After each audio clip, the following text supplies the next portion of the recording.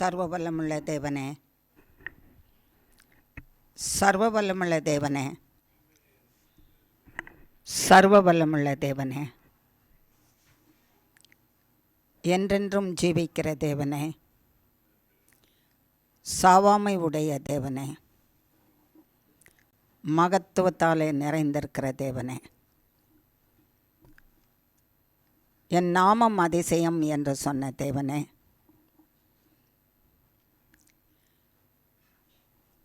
ஆச்சரியமான காரியங்களை நான் செய்கிறவர் என்று சொன்ன தேவனே, செய்கிறவரே, சர்வ வல்லமுள்ள தேவனே, சர்வ வல்லமுள்ளவராக என்றென்றும் இருக்கிறவரே, நித்திய பிதாவே,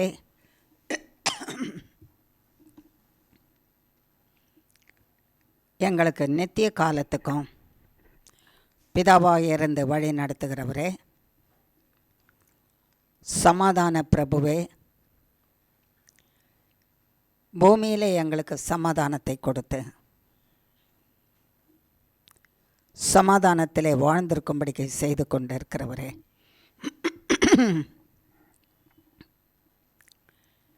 இவைகள் எல்லாவற்றையும் எங்களுக்கு கொடுத்து நாங்கள் இதனாலே பலப்படுத்தப்பட்டு சீர்படுத்தப்பட்டு ஸ்திரப்படுத்தப்பட்டு நிலைநிறுத்தப்பட்டு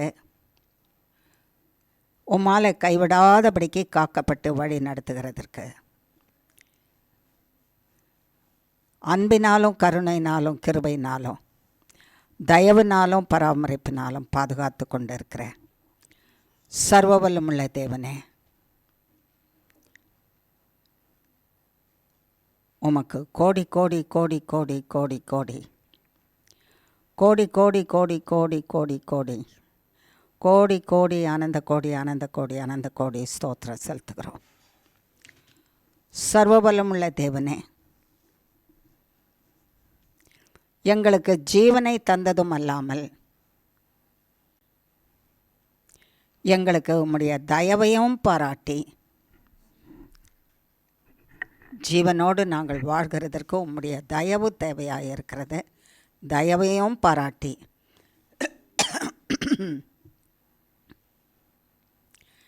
எங்கள் ஆவியை அனுதினமும் பராமரித்து பாதுகாத்து வருகிற தேவனே, உமக்கு கோடி கோடி கோடி கோடி கோடி கோடி கோடி கோடி ஆனந்த கோடி ஸ்தோத்திரம் செலுத்துகிறோம் சுவாமி. சர்வ வல்லமுள்ள தேவனே, வருஷத்தின் தொடக்கத்திலிருந்து இது பரியந்தமும் கைவிடாதபடிக்கு காத்து கொண்டு வந்த தேவனே, கோடி கோடி கோடி கோடி ஸ்தோத்திரம். பயப்படாதே, நான் உனக்கு துணை நிற்கிறேன் என்று சொல்லி எல்லா பயத்தின் சூழ்நிலையிலும் எல்லா திகிலின் சூழ்நிலையிலும் எல்லா கொடுமை நிறைந்த சூழ்நிலையிலும் எல்லா சத்துருக்களினால சூழப்பட்டு இருந்த சூழ்நிலையிலும் சர்வ வல்லமுள்ள தேவனே, நீர் சொன்ன வார்த்தையில் உண்மை உள்ளவராயிருந்து பயப்படாதே, நான் துணை நிற்கிறேன், நீ பயப்படுகிற காரியத்துக்கு உன்னை நான் ஒப்பு கொடுப்பதில்லை என்று நாங்கள் பயப்படுகிற காரியத்தை நிர்மூலமாக்கி போட்டு நாங்கள் அறியாதிருக்கிற காலத்தில் எங்களை சுற்றிலும் சூழ்ந்து கொண்டு வளைந்து கொள்கிற சத்ருவும் சாத்தானும் அவனுடைய சேனைகளும் அவங்க கொண்டு வந்து கொடுக்கிற சகல விதமான தீமைகளும் பொல்லாப்புகளும் வியாதிகளும் சுகவீனங்களும் பலவீனங்களும் சஞ்சலங்களும் வருத்தங்களும் பயங்களும் திகில்களும் கொடுமைகளும் சகலமும் சர்வ வல்லமுள்ள தேவனை நிர்மூலமாக்கி போட்டு தகப்பன் தன் பிள்ளையை சுமந்து கொண்டு போவது போல நீர் எங்களை சுமந்து கொண்டு வந்தீர். அதற்காக கோடி கோடி ஸ்தோத்திரம். இந்த வருஷத்தை தொடங்கும் போது இது எப்படியா இருக்கும் என்று நாங்கள் அறியாமல் இருந்தோம். கலக்கத்தோடும் திகிலோடும் ஆண்டவரே நாங்கள் தொடங்கினோம். சர்வ வல்லமுள்ள தேவனே, எங்கள் கலக்கங்களும் எங்கள் திகில்களும் இருந்த போதிலும் எங்கள் தேவைகள் இன்னும் பூர்த்தியாய் சந்திக்கப்படாமல் இருக்கும்போதும் நாங்கள் பெற்றுக்கொள்ள வேண்டியதை பெற்றுக்கொள்ளாதபடிக்கு தடை செய்து கொண்டு இருக்கிற சத்ருவும் அவன் சேனையும் அவன் கிரியைகளும் தடை செய்து கொண்டு இருக்கும்போதும் தேவனுடைய வார்த்தை எங்கள் வாயிலிருந்து வரக்கூடாது என்று வேண்டிக் கொண்டு இருக்கிறவர்களும் சாத்தானும் அவன் சேனையும், சாத்தானுக்கும் அவனுடைய சேனைக்கும் தான் எங்கள் வாயிலிருந்து தேவ வார்த்தை வரக்கூடாது, தேவ நாமம் பிறக்கக்கூடாது, எங்கள் சரீரத்தில் தேவ நாமம் இருக்கக்கூடாது என்ற விருப்பம். ஆகையினாலே சாத்தானுக்கும் சாத்தானுடைய சேனைக்கும் அவன் விருப்பம் எத்தனையாக இருந்தாலும் தேவநாமம் வரக்கூடாது என்று எங்கள் நாவிலே அவனையும் அவன் சேனையும் அவன் கிரியைகளையும் அவன் விருப்பத்துக்கு எங்களை ஒப்புக்கூடாதபடிக்கு அவனை அழித்து எங்கள் நாவிலே இயேசு கிறிஸ்துவின் நாமத்தை எழுதி, எங்கள் சிந்தையிலே இயேசு கிறிஸ்துவின் நாமத்தை எழுதி, எங்கள் நெற்றியிலே நீர் இயேசு கிறிஸ்துவின் நாமத்தை எழுதி, எங்கள் உள்ளத்திலும் ஆண்டவரே நெஞ்சிலும் சரீரத்தின் சகல அவயவத்திலும் இயேசு கிறிஸ்துவின் நாமத்தை எழுதி, இயேசு கிறிஸ்து ஆகிய ஜீவனிலே வாழ்ந்திருங்கள். நான் துணை நிற்கிறேன். சத்ரு அவன் சேனை எனக்கு தான் பயப்படுவான். ஆகையினாலே என் நாமம் உங்களை தரிப்பிக்கப்பட்டு இருக்கும்போது, என் நாமத்துக்குள்ளே நீங்கள் மறைந்திருக்கும்போது, உங்கள் சிந்தையிலும் உங்கள் வாயிலும் வார்த்தையிலும் கண்களிலும் சரீரத்தின் அவயவங்களிலும் என் நாமம் எழுதப்பட்டு இருக்கும்போது, என் இரத்தம் உங்களுக்குள்ளே ஓடிக்கொண்டு இருக்கும்போது, சத்ருவாகிய பிசாசானவன் அவன் விருப்பத்தை நிறைவேற்ற முடியாதபடிக்கு இருக்கிற இடத்திலிருந்து காணாமல் போகிறான். இப்படியாக நான் சுமந்து கொண்டு வந்தேன். இரவும் பகலும் உறங்காமலும் தூங்காமலும் சுமந்து கொண்டு வந்தேன். என்னுடைய அக்கினி பாதுகாப்பு அது ஜீவ அக்கினி, அது அணைந்து போவதில்லை. அக்கினிக்கு ஜீவன் இருக்குது. என்னிடத்துலேருந்து வருகிற அக்கினி அது தீமையை அழிக்கும், நன்மையை செய்யும். அந்த ஜீவ அக்கினியினாலே பாதுகாத்து தீமை செய்கிறவர்களுடைய விருப்பத்துக்கு ஒப்புக்கூடாதபடிக்கு கண்மணியாய் பாதுகாத்து கொண்டு வரேன். Thank you Lord. உம்முடைய ஜீவ அக்கினி பாதுகாப்புக்காக கோடி கோடி கோடி கோடி ஸ்தோத்திரம். சரீரத்தில் இருக்கிற சுகவீனங்கள், பலவீனங்கள், சஞ்சலங்கள், வருத்தங்கள், வேதனைகள், கண்ணீர், கவலை, பயங்கள், திகில்கள், கொடுமைகள், இல்லாமை, இழப்புகள், வறுமைகள் எங்களிடத்தில் இருந்து பற்றி கொண்டதை எங்களுக்கு திரும்ப கொடாமல் இருப்பது, நாங்கள் விற்றதை எங்களுக்கு திரும்ப கொடாமல் காலதாமதம் செய்கிறது, அதை செய்யும்படிக்கு செய்கிற சத்ருவினுடைய வல்லமைகள், அதிகாரத்தின் வல்லமைகள் சகலவற்றையும் உம்முடைய காலின் கீழே வைத்திருந்து அது எங்களை அழிக்காதபடிக்கு காத்து கொண்டு இருக்கிற தயவுக்காக கோடி கோடி ஸ்தோத்திர சுவாமி. சர்வ வல்லமுள்ள தேவனே, சுகத்தையும் பலனையும் அனுதினமும் கொடுத்து கர்த்தருடைய நாமத்தை மைமைப்படுத்தி கர்த்தரிலே வாழும்படிக்கு அனுதினமும் எங்களுக்கு ஜீவனை கொடுத்து பாதுகாத்து கொண்டு வருகிற தேவனே, உமக்கு கோடி கோடி ஸ்தோத்திரம். ஆமாப்பா, உம்முடைய வார்த்தை ஜீவன் உள்ளது, உம்முடைய வார்த்தை வல்லமை உள்ளது, உம்முடைய வார்த்தை நிலை நிறுத்துகிறது, உம்முடைய வார்த்தை மரணத்திலிருந்து உயிர்ப்பிக்கிறது, உம்முடைய வார்த்தை சத்துருக்களை அழிக்கிறது, உம்முடைய வார்த்தைகள் எங்களுக்கு வர வேண்டிய நன்மைகள் வராமல் கட்டப்பட்டு இருப்பதை கட்டு அவிழ்க்கிறது, கட்டுகிறவர்களை உம்முடைய வார்த்தையானது சுட்டெரிக்கிறது. உம்முடைய வார்த்தை விடுவிக்கிறது. உம்முடைய வார்த்தை வாழ செய்கிறது. உம்முடைய வார்த்தை நித்திய ஜீவ காலத்துக்கு வாழ செய்கிறது.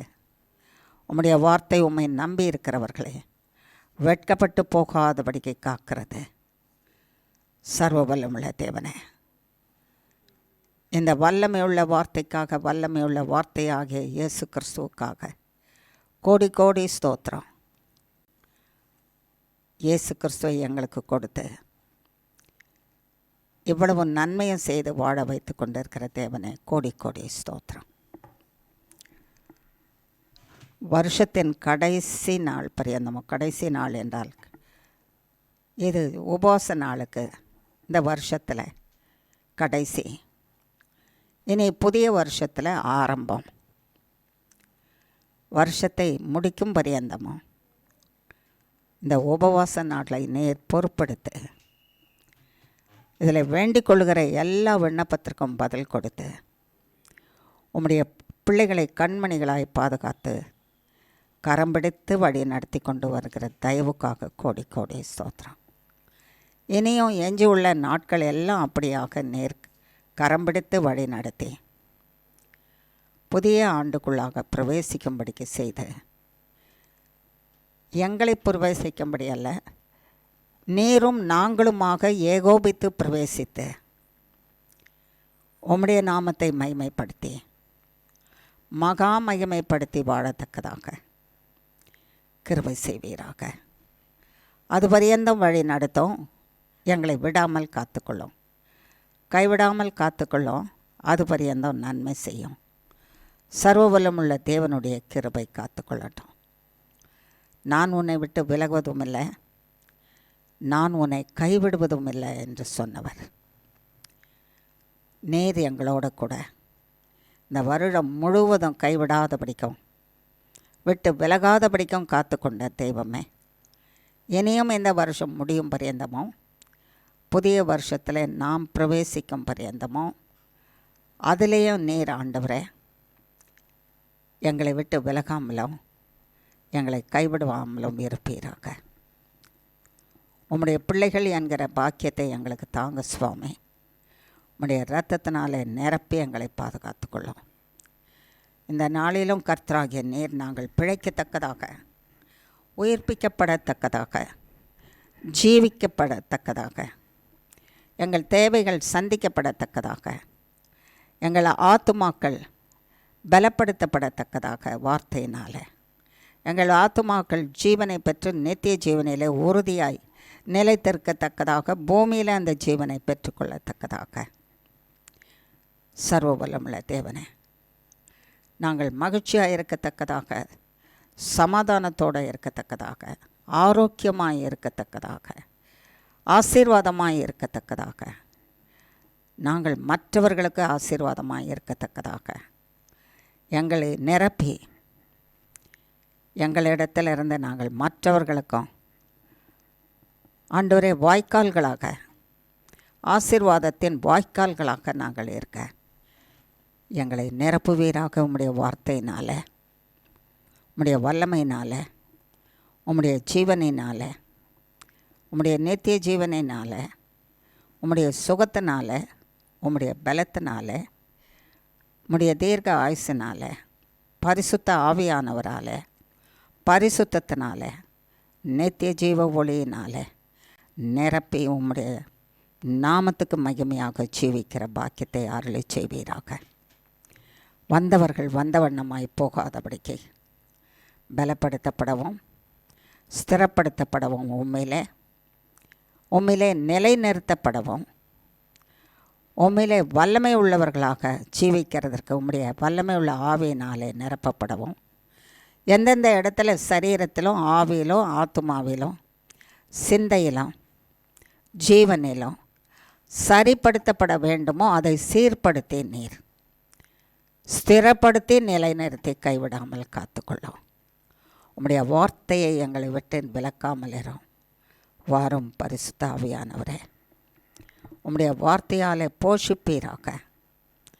நாங்கள் போஷிக்கப்பட்டு உண்டு திடகாத்திரமுள்ள சரீரத்தோடு வாழ்ந்து வளம் பெற உம்மை மைமைப்படுத்த கிருபை செய்வீராக. வாரும் பரிசுத்த ஆவியானவரே, நீர் பேசும் நாங்கள் கேட்கட்டும். நாங்கள் உயிர்ப்பிக்கப்படட்டும். நாங்கள் நிலைநிறுத்தப்படட்டும். உம்முடைய கரத்திலும் பிதாவின் கரத்திலும் பரிசுத்த ஆவியானவராகிய உம்முடைய கரத்திலும் பிதாவின் கரத்திலும் வைத்து காக்கப்பட பரிசுத்த ஆவியானவரே எங்களை போதித்து எங்களுக்கு சகல சத்துவத்தையும் கொடுத்து பாதுகாத்து வழி நடத்துவீராக.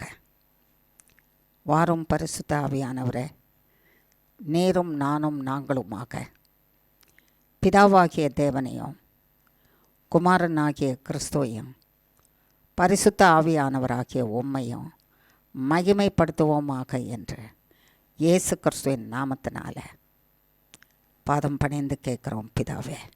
ஆமேன், ஆமேன், ஆமேன். கர்த்தருக்குள்ள அன்பான தேவ மக்களே, கர்த்தராகிய தேவன் நம்மை கண்மணியாய் காத்து இந்த வருஷத்தின் கடைசி மாதத்துலேயும் கடைசி செவ்வாய்க்கிழமை உபவாச தானத்துக்கும் அழைத்து கொண்டு வந்திருக்கிறார். உபவாச ஜெபத்திற்கு நம்மை அழைத்து கொண்டு வந்திருக்கிறார். எத்தனையோ வேடு பள்ளங்கள், எத்தனையோ பிரச்சனைகள், எத்தனையோ சஞ்சலங்கள், மன வருத்தங்கள், வியாதிகள், சுகவீனங்கள், பலவிதமான சூழ்நிலையில் இருந்த போதிலும் கூட கர்த்தராகிய தேவன் நம்மை கைவிடாதபடிக்கு காத்து கொண்டார். ஆகையினால இன்றைக்கு ஜீவனோடு வந்திருக்கிறோம். ஆமேன். நம்மை கைப்பிடித்து நடத்தி கொண்டு வந்திருக்கிறாரு. சின்ன பிள்ளைய தகப்பனானவர் கைப்பிடிச்சு எப்படி நடத்திட்டு வராரோ அப்படி நடத்திட்டு வந்திருக்கிறாரு. ஒவ்வொருத்தரையும் நினச்சி பார்த்தோன்னா அப்படி தான் நடத்திட்டு வந்திருக்காரு. நேற்று இருந்த நிலைமையில் நம்ம நினச்சி பார்த்தோன்னா இன்றைக்கி நாளை தொடங்கி இருப்போமா, இன்றைக்கு இந்த தேவ ஆராதனையில் வந்து தேவ சமூகத்தில் உட்கார்ந்துருப்போமா என்று கூட நமக்கு தெரியாது. அத்தனை சஞ்சலமும் சந்தேகமும் நிறைந்த ஒரு வாழ்க்கையாக இருந்துச்சு. பயமும் திகிலும் நிறைந்த வாழ்க்கையாக இருந்தது. இன்றைக்கு நமக்கு ஜீவனை கொடுத்து, சுகத்தை கொடுத்து, பாதுகாப்பை கொடுத்து, என் சமூகத்துக்கு வாங்க நான் உங்களை ஆசீர்வதிக்கிறேன். என் சமூகத்துக்கு வாங்கன்னு கர்த்தர் கூப்பிடுறத நம்மளை ஆசீர்வதிக்கிறதுக்கு தான். அவர் சமூகத்துக்கு வரலைன்னா நாம் ஆசீர்வாதத்தை என்ன செய்ய முடியாது, பெற்றுக்கொள்ள முடியாது, இழந்து போகிறவர்களாக இருப்போம். ஆகையினால நான் வீட்டில் இருந்தால் எனக்கு தேவனுடைய சமூகம் கிடைக்காதா? கிடைக்கும். ஒரு இடத்துல ஒவ்வொரு விதமான ஆகாரமும் ஒவ்வொரு விதமான ஆசீர்வாதத்தையும் வச்சுருக்கிறாரு. இப்போ வீட்டில் தினந்தோறும் நாம் விருந்து சாப்பாடு சாப்பிட மாட்டோம். அன்னைக்கு என்ன வேணுமோ அந்த ஆகாரத்தை சாப்பிடுவோம். அதுபோல் வீட்டில் இருந்து நம்ம கேட்கும்போது நமக்கு அன்னைக்கு என்ன வேணுமோ அந்த ஆகாரத்தை நமக்கு கொடுப்பார். ஆகாரம்னா உண்ணுகிற ஆகாரம், சரீரத்துக்கு பிழைக்கிறதுக்கு ஆகாரம், ஜீவன் பிழைக்கிறதுக்கு ஆகாரம், ஆத்மா உள்ளே இருக்கிற ஆத்மா பிழைக்கிறதுக்கு ஆகாரம், ஜீவன் நமக்குள்ளே இருக்கிற ஜீவன், அது உயிர், அந்த ஜீவன் பிழைக்கிறதுக்கு ஆகாரம். நம்முடைய சிந்தை, நல்ல சிந்தை இருந்தால் தான் சரீரம் காக்கப்படுமா. ஒரு க்ஷணத்தில் பாருங்கள், இந்த சரீரத்தை, இந்த சிந்தையில், இந்த மனதில் ஐயோ ஒன்றுமே முடியாது, முடிஞ்சு போச்சே அப்படின்னு நினச்சி பாருங்கள். எழுச்சிக்க கூட முடியாது உங்களால். அப்படியே படுக்கையில் விழுந்துட வேண்டியதாக இருக்கும். என்னென்னா எனக்கு ஒன்றும் இல்லையே, என்னால் ஒன்றும் செய்ய முடியாது, நான் பிழைக்க முடியாது, நான் ஜீவிக்க முடியாது, நான் சாப்பிட முடியாது, என்னால் நடக்க முடியாது, எனக்கு ஒன்றுமே செய்ய முடியாது, முடியாதே முடியாதே முடியாதேன்னு வந்துடும். இந்த மனம் மட்டும் சுகமாக இல்லைன்னா அதனால தான் இந்த மனதுக்கு யார் வேணுமா? கர்த்தர் வேணும். இந்த கர்த்தர் என்ன சொல்கிறார்? என்னால் முடியாது அப்படின்னா உன்னால் முடியும், நான் இருக்கிறதுனால முடியும். உன்னால் எது முடியலன்னு நினைக்கிறியோ அது உன்னால் முடியும், ஏன்னா நான் இருக்கிறேன், செய்கிறதுக்கு உனக்கு முடியும். அந்த மனம் செத்து போகாத உயிரோடு இருக்கணுமா. மனுஷர் நினைப்பாங்க மனுஷன் செத்துட்டா உச்சந்தலையிலேருந்து உள்ளங்கால் வரைக்கும் எல்லா அவயவமும் செத்து போக போகுது. இதில் என்ன மனமடிவு? முதல்ல மனமானது மடிந்து போகாத, மடிந்துன்னா செத்து போகாத உயிரோடு இருக்கணுமா. அது உயிரோடு இருந்தால் தான் சரீரமே உயிரோடு இருக்குமா. மனசு உயிரோடு இருந்தால் தான் ஆவியே உயிரோடு இருக்குமா. மனசு உயிரோடு இருந்தால் தான் ஆத்மா உயிரோடு இருக்குமா. நம்ம மனசு உயிரோடு இருந்தால் தான் நம்ம ஜீவனும் உயிரோடு இருக்குமா. அப்போ இந்த மனம் என்பது எவ்வளவு முக்கியமானது. இந்த மனசை தான் தொட்டுக்கிட்டே இருப்பான் சாத்தான். அவனுக்கு என்ன பிரியம், இதுக்குள்ளே வந்துடணும். இதுக்குள்ளே ஒரு சிங்காசனம் இருக்குது. அந்த சிங்காசனத்தில் ஏசாமி இருக்கார் உட்காந்து. அவர் உயிர் கொடுத்துக்கிட்டே இருக்கிறாரு இந்த மனசுக்கு. அவர் உயிர் கொடுத்துட்ருக்கறனால இது வாழ்ந்துட்டுருக்குது. இது வாழறதுனால சரீரம் வாழுது, ஆவி வாழுது, ஆத்மா வாழுது, சிந்தை வாழுது, ஜீவன் வாழுது, அவங்க காரியங்கள் வாய்க்குது. இது செத்து போச்சுன்னா எல்லாம் செத்து போயிடும். இது செத்து போச்சானா எல்லாம் செத்து போயிடும். ஏன் அது சாகணும் அப்படின்னா, அதுதான் மனுஷனை தேவனோட இணைச்சி வைக்கிறது. மனசு தான் மனுஷனை யாரோட இணைச்சி வைக்குது? தேவனோட இணைச்சி வைக்குது. அந்த தேவனோட இணைச்சி வைக்கும்போது ஒரு இடத்துல அந்த மனசு பலவீனமாகும்போது கர்த்தர் கொடுக்குற அந்த வார்த்தை ஜீவனாகவும் ஆகாரமாகவும் வந்து இந்த மனசு உயிர்ப்பிக்கப்படுது. ஆகையினால உயிர் பெற்று நாம் எழுந்துடும். நேற்று நம்ம படுத்துட்டு கிடந்தோம், ஃபோனை கூட கையில் பிடிக்க முடியாதபடி. ஆமாம்ல, டம்ளரில் கொடுக்குற தண்ணியை கூட என்ன செய்ய முடியல, பிடிச்சி குடிக்க முடியல, ஆடுது. இன்றைக்கி பாருங்கள், நடந்து சும்மா ஜிம் பண்ணிட்டு கை பிடிச்சிட்டு, யார் கை பிடிச்சிட்டு?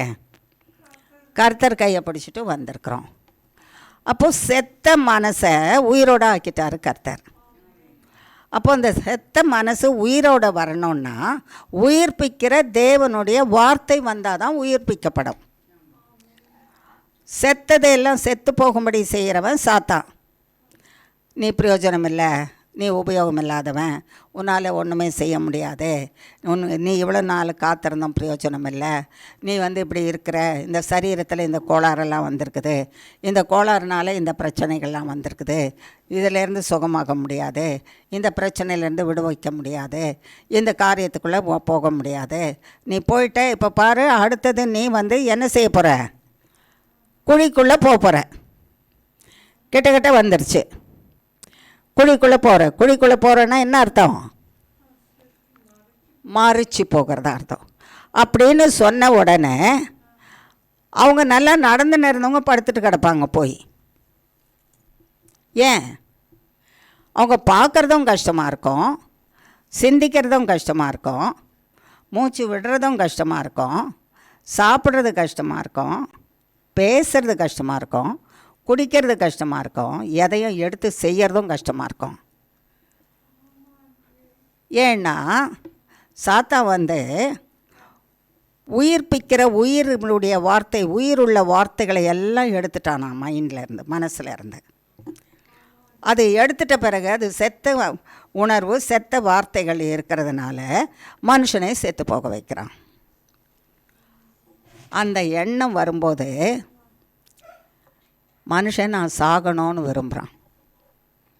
நான் இருந்து என்ன பண்ண போகிறேன்? இந்த பிரச்சனையை நான் எவ்வளோ நாளைக்கு தாங்கிறது? செத்து போனால் நல்லாயிருக்கும். செத்து போகணுன்ற எண்ணமே சாத்தான் தான் கொண்டு வந்து கொடுப்பானா. ஏன்? அவங்கிட்ட தான் மரணம் இருக்குதான். அவன்கிட்ட என்ன இருக்குது? அவன்கிட்ட இருக்கிறத தானே கொடுப்பான். அவன்கிட்ட ஜீவன் இல்லையே. ஜீவன் இல்லை, சுகம் இல்லை, உயிர்ப்பிக்கிற தன்மை இல்லை. ஆகையினால என்கிட்ட இருக்கிறத நான் கொடுக்குறேன். நம்ம என்ன செய்யணுமா? அவன் கொண்டு வந்து கொடுக்குறத வாங்கிக்கணுமா? அப்போ இருக்கணும்னா இவன் கொண்டு வந்து கொடுக்குற இந்த மனமடிவுக்குரிய மனம் செத்து போகத்தக்கதான வார்த்தைகளை நம்ம என்ன செய்யக்கூடாது? என்ன செய்யக்கூடாது? ஆமாம், கேட்கவும் கூடாது, மனசுலேயும் வச்சுக்கக்கூடாது. அதை உபயோகப்படுத்தவும் கூடாது. ஒரே ஒரு வார்த்தை தான் சொல்லணுமா, இயேசுவின் நாமத்தினால என் மனதை மடிவாக்குகிற, மரித்து போகும்படி செய்கிற, விசுவாசத்தை அழிக்கிற பிசாசே, இயேசு கிறிஸ்துவின் நாமத்தினால என் மனதிலிருந்து, உள்ளத்திலிருந்து, சிந்தையிலிருந்து, என் ஆவியிலிருந்து, ஆத்மாவிலிருந்து, சரீரத்திலிருந்து, ஜீவனிலிருந்து, மனதிலிருந்து, உள்ளத்திலிருந்து வேரோட நாசமாகி பாதாளத்தில் கட்டப்பட்டு இரு, ஒருபோதும் திரும்பி வராதே என்று இயேசு கிறிஸ்துவின் நாமத்தினால கட்டளை கொடுக்குறேன். ஆமேன். இப்போ நம்ம இப்படி செய்கிறோம். வீட்டில் உட்காந்து செய்வோமா? ஜெபம் பண்ணுவோம். பயமாக இருக்குது ஆண்டவரே அப்படின்னு சொல்லுவோமா இல்லையா? பயத்தை நீக்கணும். அப்போ கர்த்தர் என்ன சொல்கிறாரு? பயம் யாரால் வருது? கர்த்தராலையா? சாத்தானால தான் வருது. அப்போ பயம் வருது ஆண்டவரேன்னொன்னே யாருக்கு தெரியும்? யாரோட கனெக்ட் பண்ணணும்? நம்ம சம்மந்தப்படுத்தணும், சாத்தானோட சம்மந்தப்படுத்தணும். சாத்தானை அழிக்கிறதுக்கு யாருக்கு வல்லமை இருக்குது? கர்த்தராகிய இயேசு கிறிஸ்துவுக்கு வல்லமை இருக்குது. அப்போது அவர் என்ன சொல்லியிருக்கிறாரு நமக்கு? பயம் வந்தால் இயேசு கிறிஸ்துவின் நாமத்தினால பயமே என்னிலிருந்து நாசமாகி போ என்று கட்டளை கொடுக்குறேன். திரும்பி வராதே என்று இயேசு கிறிஸ்துவின் நாமத்தினால கட்டளை கொடுக்குறேன். கொஞ்ச நேரம் சொல்லிகிட்டே இருந்தால் பயம் போயிடுமா? கொஞ்ச நேரம் சொல்லிகிட்டு இருந்தால் பயம் போயிடும். ஏன்னா இந்த சரீரம் முழுசும் தேவனால் செய்யப்பட்ட ஆலயம். யாரால் செய்யப்பட்டிருக்குது? ஆலயம். இது உயிர்ப்பிக்கப்படணும்னா அதுக்கு தான் நம்ம சபையில் உபவாச ஜெபத்தில் கூடி ஜெபிக்கிற இடத்துல நம்ம வரணுமா. வீட்டில் சாப்பிட்ற சாப்பாடு சில நேரம் உயிர்ப்பிக்கும், சில நேரம் பலவீனப்படுத்திடும், சில நேரம் நம்பிக்கை இல்லாமல் பண்ணிடும், சில நேரம் இருக்கிற பலத்தையும் எடுத்துகிட்டு போடுற மாதிரி இருக்கும்.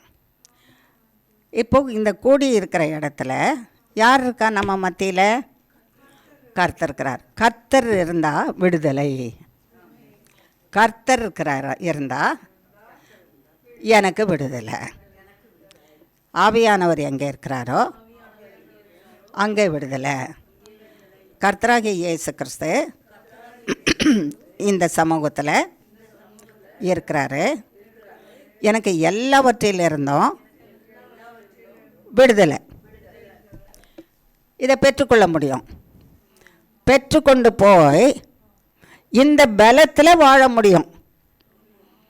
திரும்ப நாம் தேவ சமூகத்துக்கு வர வரைக்கும் அதை வாங்கி கொண்டு போகிறதுக்கு தான் நாம் சபைக்கு வரோம்.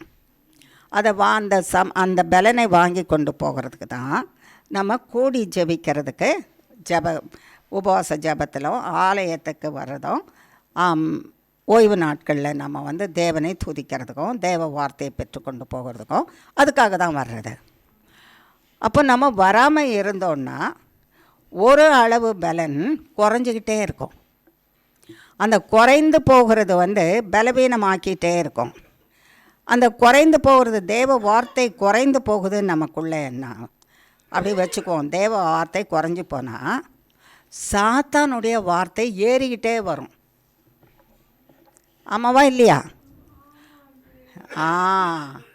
நம்ம சாப்பிட்றது கொஞ்சம் குறைஞ்சிக்கிட்டே வந்தால் பலவீனம் அதிகமாகிட்டே வரும். ஆமாவா இல்லையா? சரியாக சாப்பிட்டோன்னா பலவீனம் என்ன செய்யும்? போயிடும். சரியாக சாப்பிட்டோம்னா பலவீனம் போயிடும், பலன் உண்டாகும். அப்படி தான் தேவனுடைய வார்த்தையை நாம் புசிக்க புசிக்க, கேட்க கேட்க, கேட்கணும், சிந்தையில் போய் அது உட்காரணும். இங்கே உட்கார்ந்தால் தான் இது, இந்த இடம் தான் ராஜரீகம் செய்கிற இடம். இங்கே இருந்து மூளையில் இருந்து நரம்புகள் போகாத இடமே கிடையாது. பாதம் வரைக்கும், கால் வரைக்கும், எந்த இடத்துல நீங்கள் ஒரு ஊசியை எடுத்து குத்தினாலும் உங்களுக்கு வலிக்கும். அப்படி வலிக்கிறது இருக்கிறதுனால இந்த இடத்துல தேவ வசனம் இருந்தால் உயிரும் சக்தியும் பலனும் ஆசீர்வாதமும் ஜீவனும் புறப்பட்டு போயிட்டே இருக்குமா. அந்த வசனம் இந்த இடத்துல பயப்படாதே நான் உனக்கு இருக்கிறேன், பயப்படாதே நான் உன் ஜீவன். கர்த்தர் சொல்கிறார், பயப்படாதே நான் உன் ஜீவன், நான் உன் ஜீவன். அப்படி சொல்லும்போது அது இந்த மண்டைக்குள்ளே இருக்குது. நான் உன் ஜீவன்னு சொன்னவர் யார்? கர்த்தராகிய இயேசு கிறிஸ்து. அவர் சொல்கிற வார்த்தை எது வரைக்கும் போகும்? அதுலேருந்து உள்ளங்கால் வரைக்கும் போகும், உள்ளங்கை விரலுக்கெல்லாம் போகும். திடீர்னு கை வலிக்குது, விரல் வலிக்குது, கால் வலிக்குது. அப்போ நான் என்ன நினைப்பேன், இப்போ மூளை என்ன சொல்லும், இந்த மனசு என்ன சொல்லும், இந்த இடத்துலேருந்து பயப்படாதே, தேவன் உனக்கு ஜீவன், அவர் ஜீவனாக இருக்கும்போது மரணம் வராது, அழியாது, நீ சாக மாட்டே, பயப்படாத அப்படின்னு சொல்லிகிட்ருக்குமா. அப்போ இது உள்ளே இருந்தால் தானே வரும். அப்போ உயிர்ப்பிக்கிற வார்த்தை இந்த மண்டைக்குள்ளே, இந்த மனசுக்குள்ளே இருந்தால் தானே வரும். அதை பெற்றுக்கொள்ளுகிறதற்காக தான் நம்ம வரோம். தெரியாததை தெரிந்து கொண்டோம், தெரிந்ததை மறந்து போயும் இருப்போம். தெரிந்ததை மறந்து போனதை ஞாபகப்படுத்தி எடுத்துக்கொண்டு போகிறதுக்கும், தெரியாத தேவனுடைய வல்லமையை நம்ம பெற்றுக்கொண்டு போய் வாழ்கிறதுக்கும், நம்மோட கூட இருக்கிறவங்கள வாழ வைக்கிறதுக்கும் நம்ம இந்த இடத்துக்கு வரோம் இல்லையா? அப்படி தான் நம்மளை இது வரைக்கும் இந்த 12 மாதங்களும் கண்மணியாக பார்த்துக்கிட்டார்.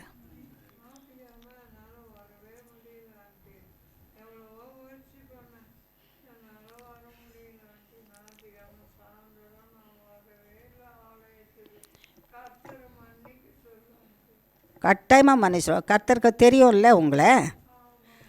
நல்லா நீங்கள் பிரியாணி சாப்பிட்டுட்டு ஜாலியாக வேண்டாதவங்க சொந்தக்காரெல்லாம் வந்தாங்கன்னு வீட்டில் இருந்தீங்களா? இல்லை, சுகவீனத்தில் தானே வரல, அது தெரியும்ல. அந்த சுகவீனத்தை கர்த்தர் என்ன பண்ணுவார்? அழிச்சிட்டு மன்னிச்சிட்டு பலனை கொடுத்து, வா மகளே நான் இருக்கிறேன், இதுக்கே பயந்து சோர்ந்து போயிடாத, நான் உன்னை கைவிட மாட்டேன், நான் உன்னை நேசிக்கிறேன் அப்படின்னு சொல்லி அணைச்சி கூட்டிகிட்டு வந்துடுவார். அப்படி தானே இன்றைக்கி கூப்பிட்டு வந்திருக்காரு. அவர் அப்படி மன்னிக்கலைன்னா இன்றைக்கி சுகம் கிடச்சிருக்குமா?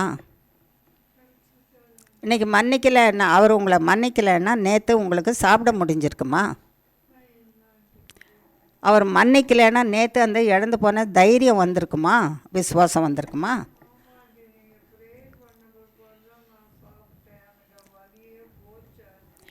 அது தேவன் அவர் மன்னிக்கலைன்னா அதை செய்யாதிருப்பாரா? நம்ம ஜெபிக்கிறோம், யார் விடுவிக்கிறா? கர்த்தர் தான் விடுவிக்கிறாரு. நம்ம ஜெபிக்கிறோம், யார் மன்னிக்கிறா? கர்த்தர் மன்னிக்கிறாரு. நம்ம ஜெபிக்கிறோம், யார் சுகம் கொடுக்குறா?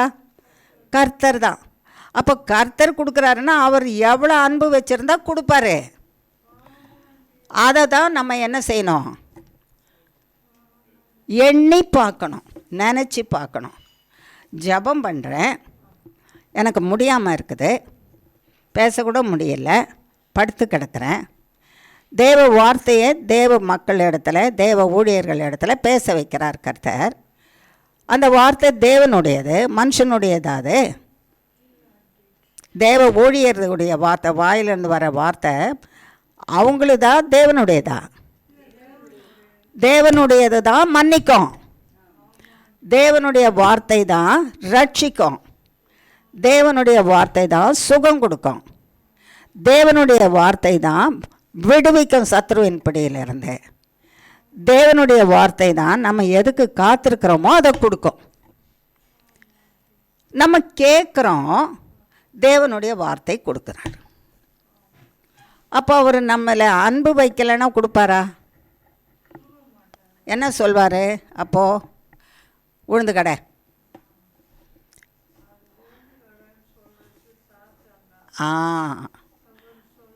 அவர் சொல்ல மாட்டார்ல, கேட்ட போது சொல்கிறாருல்ல. அப்போ மன்னிக்கிற தேவன், நம்மை மன்னிக்கிற தேவன். ஒவ்வொரு முறையும் நம்ம தப்பு செய்யும்போது தெரியாமல் தப்பு செய்கிறாங்க. சாத்தான் கொண்டு வந்து மோதல்ல இவங்க எதிர்த்து நிற்க முடியாத போயிடுறாங்க. சாத்தான் வந்து பலமாக ஒரு மோதல் இப்படி அடித்தான்னா அந்த மோதலுடைய பலம் இவங்கள தலை சாய்க்க வச்சிருது. ஆமாம், அப்படி தலை சாய்ஞ்சிட்டிங்கன்னா அப்போ கர்த்தர் என்ன நினச்சிட்ருப்பார்? அவர் தான் பார்த்துட்ருக்காரு. சாத்தானுடைய அடி பலமாக இருக்கிறதுனால எதிர்த்து நிற்க முடியலை. ஏன் எதிர்த்து நிற்க முடியலைன்னா அது எதிர்த்து நிற்கிற வார்த்தையாகிய பலன் உங்கள்கிட்ட இல்லை. இப்போ உங்களை ஒரு அடி இப்படி அடித்தா அவன் போய் விழுந்துடணுமா? அவன் போய் என்ன செய்யணுமா? விழுவானா? இது கதை சொல்கிறாங்க ஆண்டின்னு சொல்கிறீங்களா? விழுந்துருவான். உண்மையிலே நடந்த ஒரு சம்பவம். இன்றைக்கி அவர் உயிரோடு இருக்கிறாரா என்னன்னு தெரியாது. ஆனால் பெரிய ஊழியக்காரர் அவர், கேள்விப்பட்டிருப்பீங்களா என்னன்னு தெரியாது. அவர் கணேஷ் என்ற பேர், சாமுவேல் கணேஷ். கிறிஸ்தவரான போது உங்களுக்கு தெரியாது. மற்றவங்க இங்கே இருக்கிறவங்க பல வருஷங்களாக கிறிஸ்துவை வணங்குறவங்க இருக்கிறாங்களே, அவங்களுக்கு தெரியும். மற்றவங்க இங்கே இருக்கிறவங்க தேவ பிள்ளைங்களுக்கு தெரியும், அவங்களுக்கு தெரியும். அவங்களுக்கும் தெரியாமல் இருக்கணுன்னாலும் கூட தெரியாமல் இருக்கலாம். அவர் ஒரு அந்த சொல்லுவாங்களே, நாங்கள் தான் உயர்ந்த குலம், நாங்கள் கும்பிடுற கடவுள் தான் பெரிய கடவுள்னு சொல்லுவாங்களே, அப்படிப்பட்டவங்க. நமக்கு அறிமுகமானவங்க அந்த காலத்துல எல்லாம் தெரு பிரசங்கம்னு பண்ணுவாங்க. என்ன பண்ணுவாங்க சொல்லுங்கள்? ஆமாம், இப்படி வந்து கூடுறதுக்கு யாரும் இடம் கொடுக்க மாட்டாங்க. அந்த இடத்துல அந்த முனையில் நின்று பேசுவாங்க. இந்த முனையில் நின்று 3 இடமும் வந்து ஒன்றா சேர்ந்துடும். அந்த பக்கம் இருக்கிற வீடு, இந்த பக்கம் இருக்கிற வீடு, இந்த பக்கம் இருக்கிறவங்க பேசுகிறாங்க. பார்த்தீங்களா? வாத்தியம் வாசிப்பாங்க. ஒரு பாட்டு பாடின உடனே எல்லாம் என்ன சத்தம்னு வெளியே வந்து கேட்க வந்துடுவாங்க. அப்படி வந்த உடனே கர்த்தராகிய இயேசு கிறிஸ்து உங்களை மன்னிக்கிறார், நேசிக்கிறார், அன்பு கூறுகிறார். பாவம் மன்னிப்புக்கு என்னை யார் பாவம் மன்னிப்பான்னு அலைஞ்சி திரிகிற மக்களே, இயேசு கிறிஸ்துக்கிட்ட வாங்க, உங்கள் பாவம் எப்படிப்பட்டதாக இருந்தாலும் மன்னிச்சிடுவார். அடுத்தது திரும்ப செய்யாதபடிக்கு அதன் மேலே வெறுப்பு உண்டாக்கிடுவார். அதுக்கு பிறகு உங்களை அவரே பக்கத்தில் வச்சுப்பார். நீங்கள் செத்து நரகத்துக்கு போகாதபடிக்கு பரலோகத்தில் அவரோட வாழ்ந்துருக்கிறதுக்கு செய்வார். வாங்க, உங்கள் என்ன பிரச்சனை? உங்களுக்கு சுகம் வேணுமா? சாத்தான் கொடுக்குறான். வியாதியா? சாத்தான் கொடுக்குறான். இயேசு கிறிஸ்துவால் தான் அந்த சுகத்தை கொடுக்க முடியும். சாத்தான் கொண்டு வர்றதையெல்லாம் இயேசு கிறிஸ்து தான் அழிக்க முடியும். சாத்தானை அழித்தவர் இயேசு கிறிஸ்து அப்படின்னு பிரசங்கம் பண்ணுவாங்க.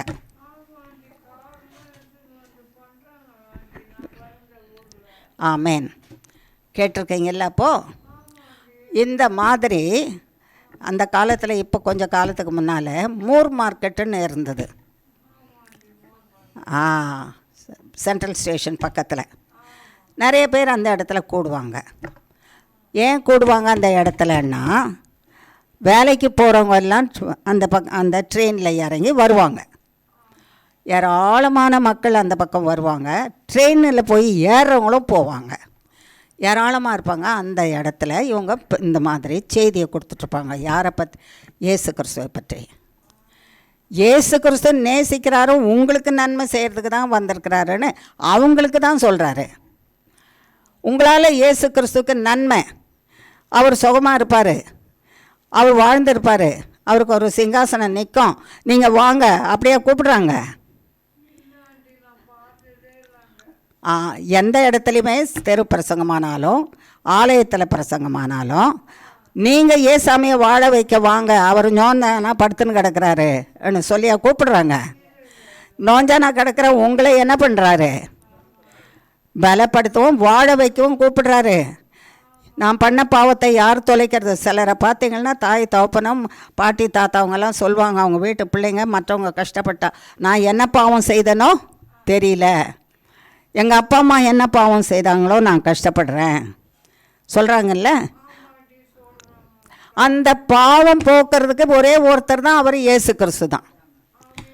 அதனால் நீ சுமக்கிற பாவம், உன்னை அழிக்கிற பாவம், உன் குடும்பத்தை அழிக்கிற பாவத்தை அழிக்கிறதுக்கு ஒருத்தர் தான் இருக்கார், அவர் சர்வ வல்லமையுள்ள இயேசு கிறிஸ்து. ஆகையினால நீ அவர்கிட்ட வா, அவர்கிட்ட வா, அவர்கிட்ட வா அப்படின்னு கூப்பிடுறாங்க.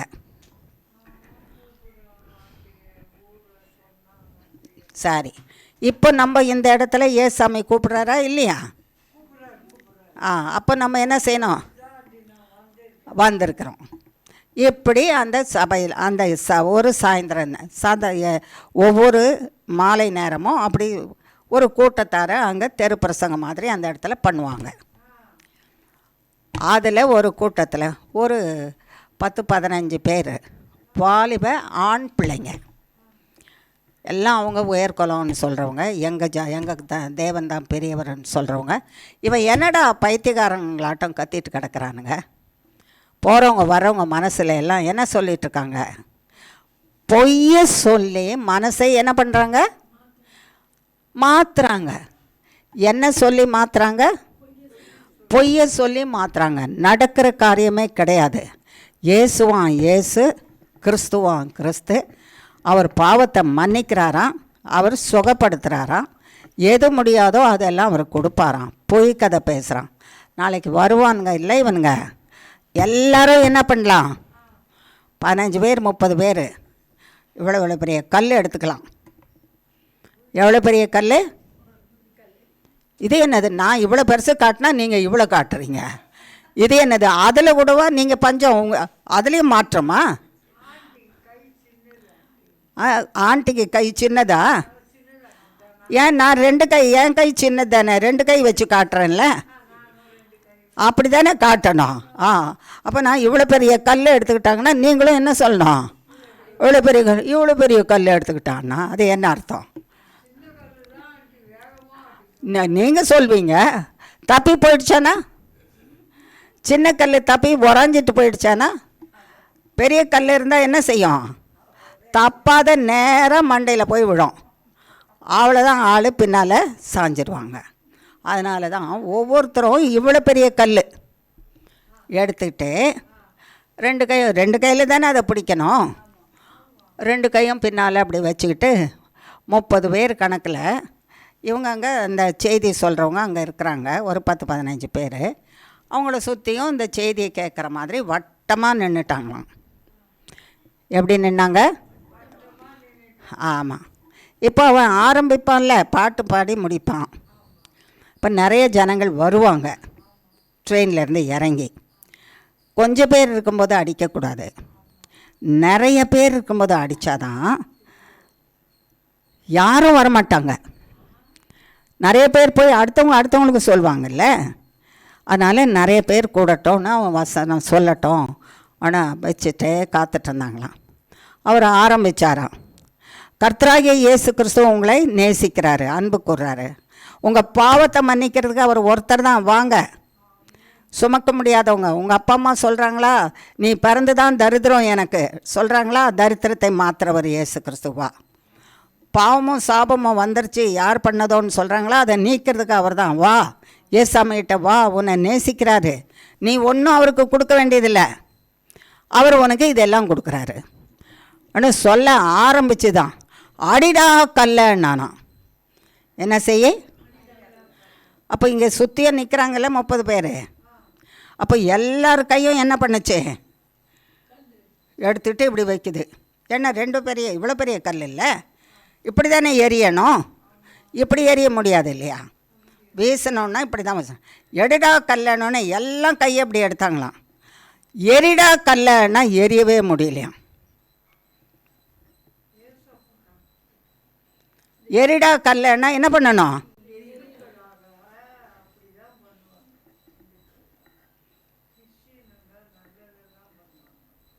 இந்த நாங்கள் கர்த்தர் என்ன சொல்கிறாரோ அதை தான் இன்றைக்கி நம்ம தெரிஞ்சுக்கணும். எரிடா கல்லன்ன உடனே அவனால் என்ன செய்ய முடியல, அப்படியே நிற்குது. கையை நீட்டவும் முடியலை, குறுகவும் முடியல, பக்கத்தில் சேர்க்கவும் முடியல, கல் கையில் இருக்கிறத கீழே போடவும் முடியலை, அடுத்தவங்கிட்ட பேசவும் முடியல, அப்படியே நின்று போச்சான். அப்படியே நின்ன உடனே எல்லாருக்கும் பீதி. பீதின்னா என்னது? பயம். அந்த பீதியில் என்னெல்லாம் வரும்?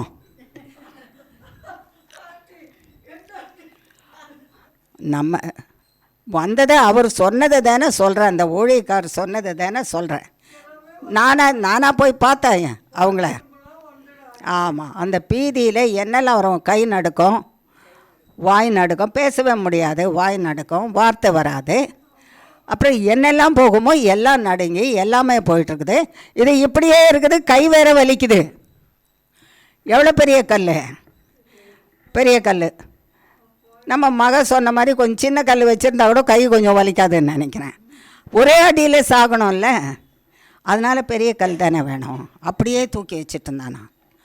அந்த செய்தி முடிகிற வரைக்கும் அப்படியே தூக்கி வச்சுட்டு இருந்தாங்களாம். அந்த கல்லை என்ன பண்ண முடியல, கீழே போட முடியல. அந்த இடத்துல இருந்து வெளியே ஓடி போகலான்னா காலை எடுத்து வைக்க முடியல. கால் பூமியிலே ஒட்டிட்டு போன மாதிரி போயிடுச்சான். அந்த செய்தி முடிஞ்சு எல்லாருக்கும் ஆல்டர் கால்ன்னுவாங்க. ஏசாமி வேணுன்றவங்க, உங்கள் பாவம் மன்னிக்கப்படணுன்றவங்கெல்லாம் வாங்க, இயேசுவே மன்னிங்க ஆண்டவரே, உங்கள் ரத்தத்தை ஊற்றி மன்னிங்கன்னு கூப்பிட்டு நாங்கள் ஜெபம் பண்ணுறோம் வாங்கன்னு கூப்பிட்ட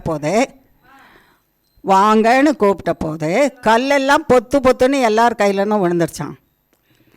அத்தனை பேரும் அவங்க காலில் நெடுஞ்சான் மூலமாக விழுந்துட்டாங்களாம். நெடுஞ்சான் கிடையா விழுந்துட்டாங்களாம். விழுந்து, உங்கள் தெய்வம் தாங்க, இயேசு கிறிஸ்து தாங்க தெய்வம்.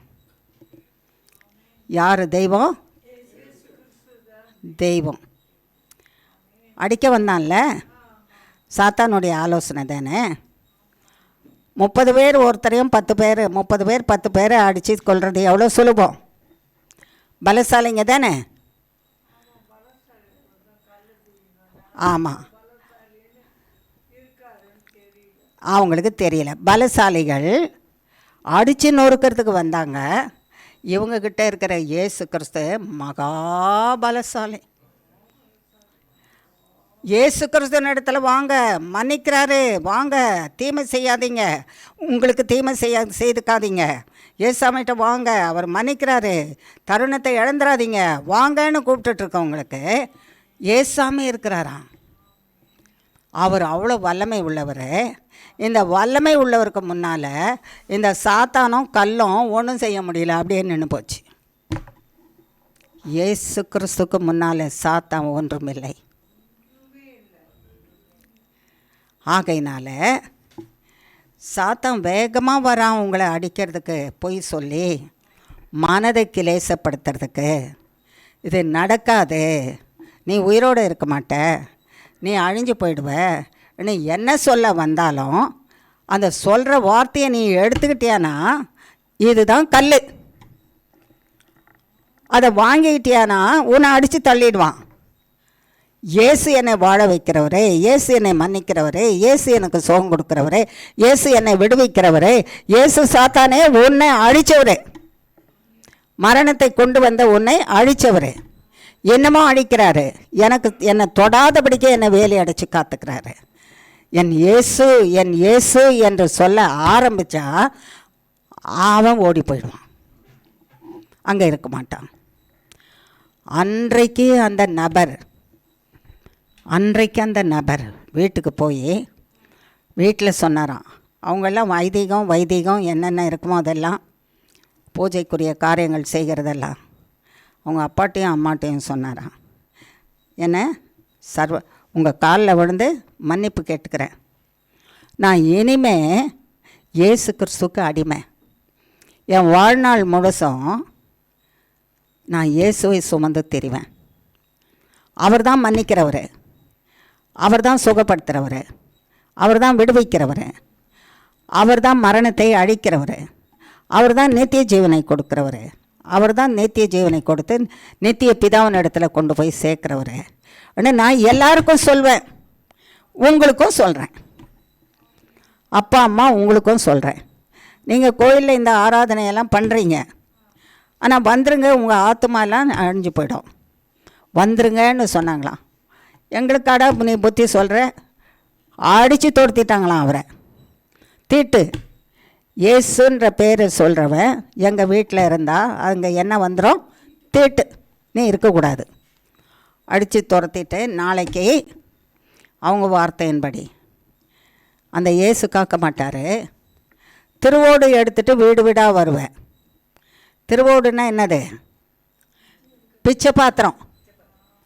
பிச்சை எடுக்கிறதுக்கு ஒரு பாத்திரம் இருக்கும், அதுக்கு பேர் திருவோடு. அந்த இயேசு உன்னை காக்க போகிறதில்ல. நீ திருவோடு எடுத்துகிட்டு வருவ. அப்போ என் வீட்டு வாசலில் நின்று அம்மா தாயே பிச்சை போடுன்னு கேட்பேன், அப்பா தாயே தகப்பனே எனக்கு பிச்சை போடுன்னு கேட்பேன்.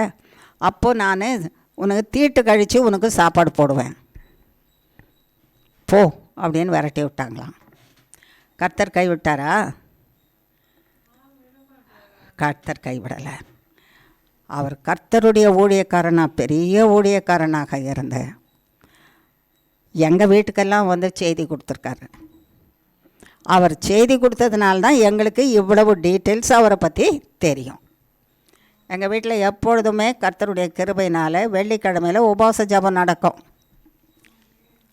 சில வாரங்களில் இப்படி தேவ பிள்ளைகள் எங்கெங்கேருந்து வருவாங்களோ அவங்களுடைய அனுபவங்களை சொல்கிறேன். மக்கள் கேட்குறவங்களுக்கு அவங்க அனுபவத்தை கேட்கும்போது கர்த்தர் எப்படிப்பட்டவர் என்பதை தெரிஞ்சு கொள்ள முடியும். இப்போ நீங்கள் சொல்லுங்கள், உங்களுக்கு எதிராக சாத்தான் எழும்பி வந்தாலும் அவன் செயலற்று போவானா? செயலற்று போவான்னா செய்யாமல் தடைப்பட்டு போயிடுமா? நீங்கள் அழிஞ்சு போயிடுவீங்களா? இங்கிலீஷில் இல்லை, தமிழ் தானே சொல்கிறேன். உங்களுக்கு விரோதமாக சாத்தான் வரான் அழிக்கிறதுக்கு. அவன் அழிஞ்சு போவானா? உங்களோட ஏசாமை இருந்தால் அவன் அழிஞ்சு போவானா? நீங்கள் அழிஞ்சு போயிடுவீங்களா? அப்போது அவருக்கு இவ்வளோ பெரிய அதிசயத்தை செய்தார்ல, உலகத்தின் கண்ணு பார்க்குற அளவுக்கு செய்தார்ல, கையே அசையாத போயிடுச்சு இல்லை அத்தனை பேருக்கும். அந்த தேவன் தான் என் தேவன். அப்படி நினச்சிட்டு போக முடியும்ல. இதுதான் விசேஷமான சாப்பாடு. இந்த விசேஷமான சாப்பாடு சாப்பிட்றதுக்கு தான் நம்ம சபையில் கூடணும். இங்கே தான் கிடைக்கும்.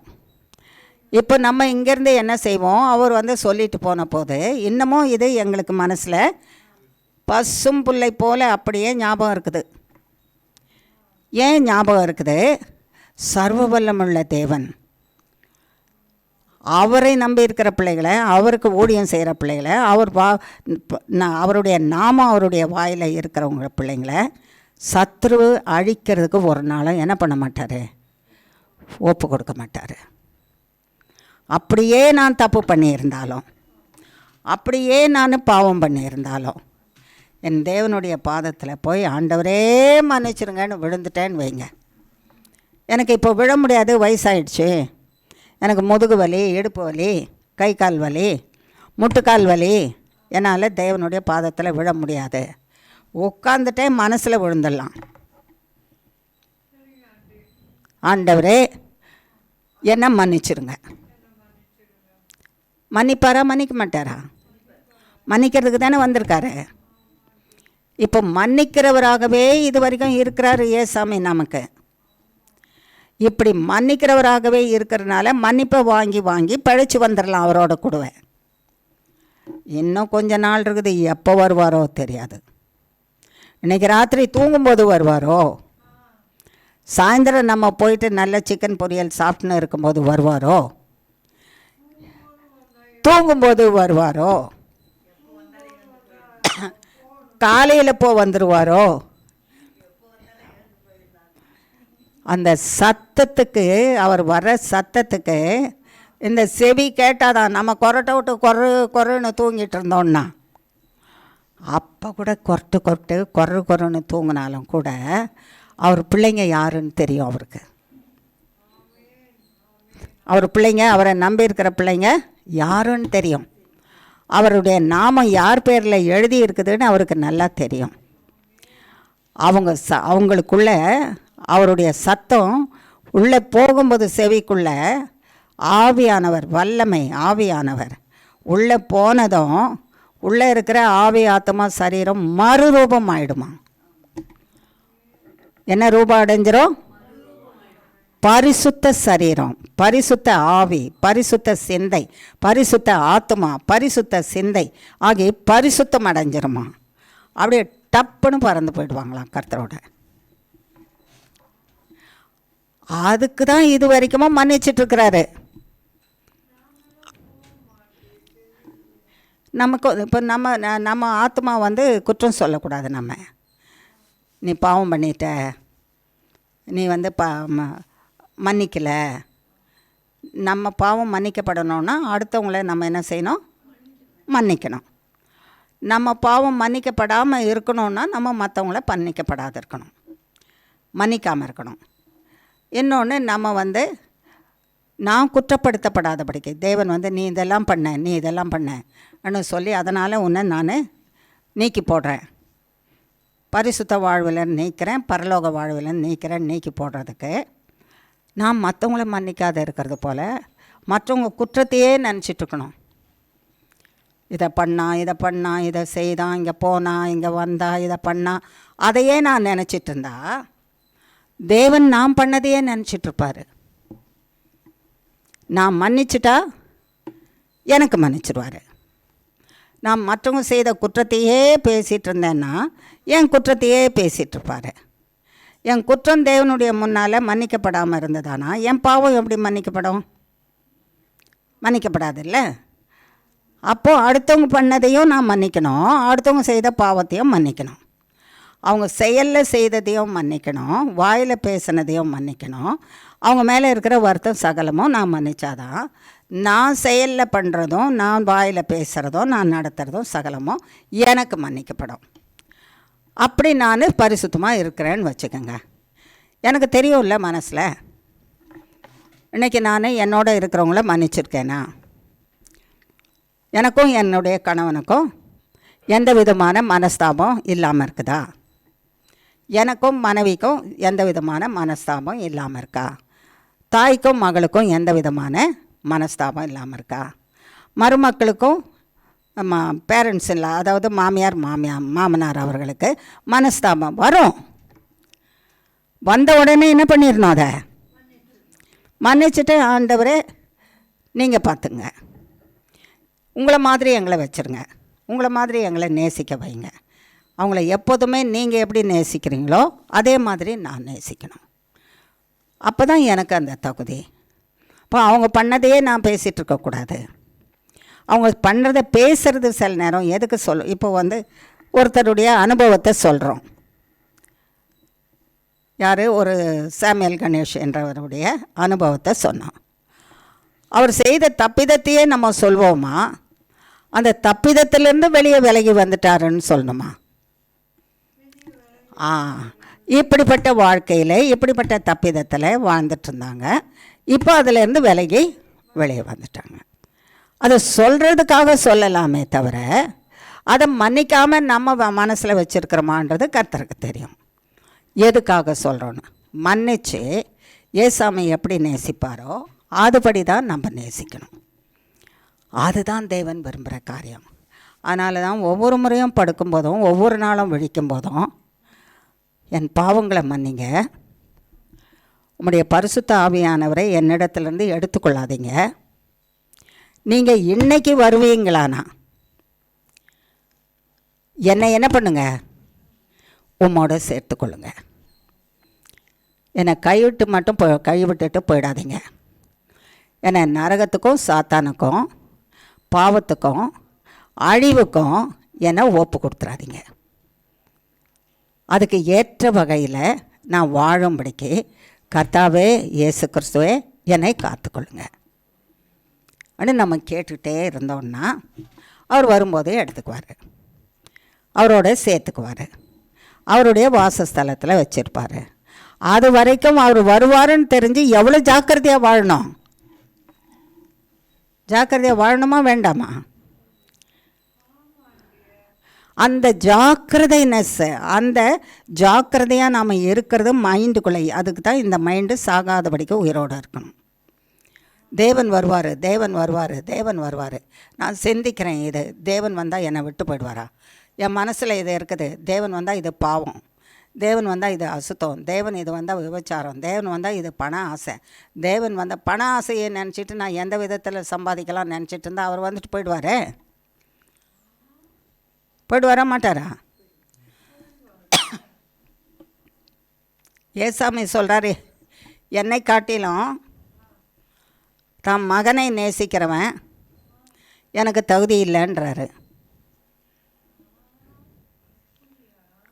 அப்புறம் நீ என்ன நேசிக்கணும்? உன் பாவத்தை மன்னித்தவர் நான் தானே, உனக்காக சிலுவையில் அறையப்பட்டவர் யார்? நான் தானே. உனக்கு சரீரத்துக்கு சுகத்தை கொடுக்கறதுக்கு என் சரீரத்தில் காயம் இருக்கிறத நான் தானே. உன் மரணத்துக்குள்ள நான் தானே மறித்தேன்.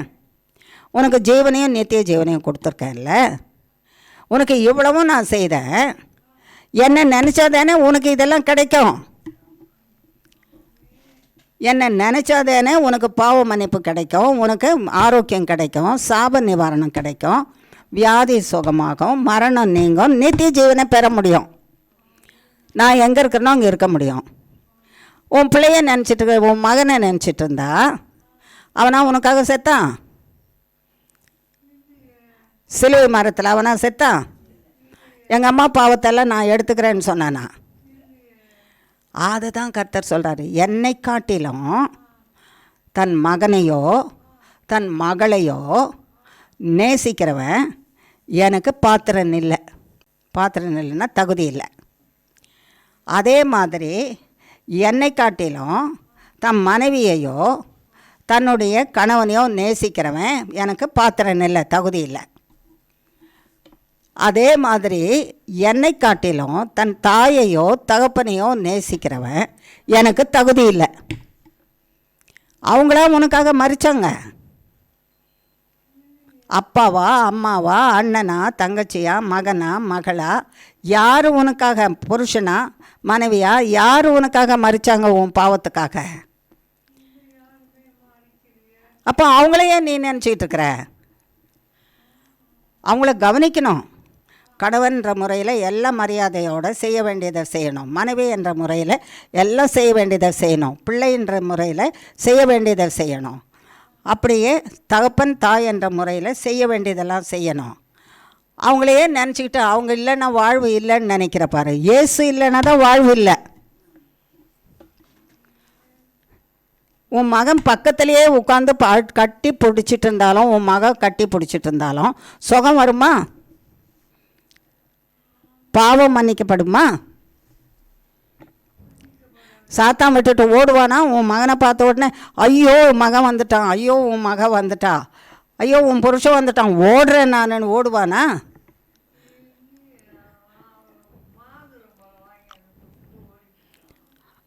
அவ்வளோதான். அழிஞ்சு போகிறது தானே வாங்கி கொடுக்க முடியும். சுகத்தை கொடுக்க முடியுமா?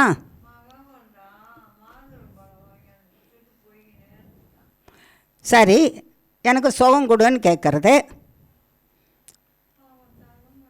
தரமாட்டான்ல.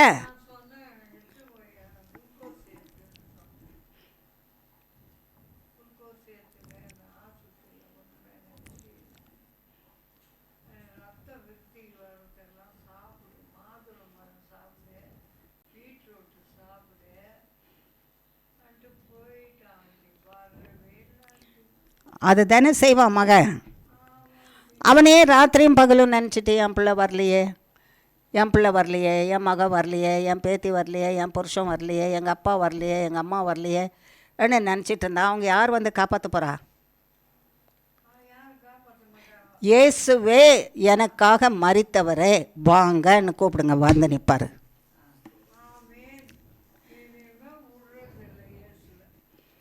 எந்த காரணத்தை கொண்டோ என்ன செய்யக்கூடாது, எனக்காக, என் பாவத்துக்காக, என் வியாதிக்காக, என்னுடைய சாபத்துக்காக, என் மரணத்துக்காக மரித்த இயேசு கிறிஸ்துவே எனக்கு நீங்கள் தான் வேணும், வாங்க உங்கள் ரத்தத்தை ஊற்றுங்க, என்னை கழுவுங்க, என்னை பரிசுத்தப்படுத்துங்க.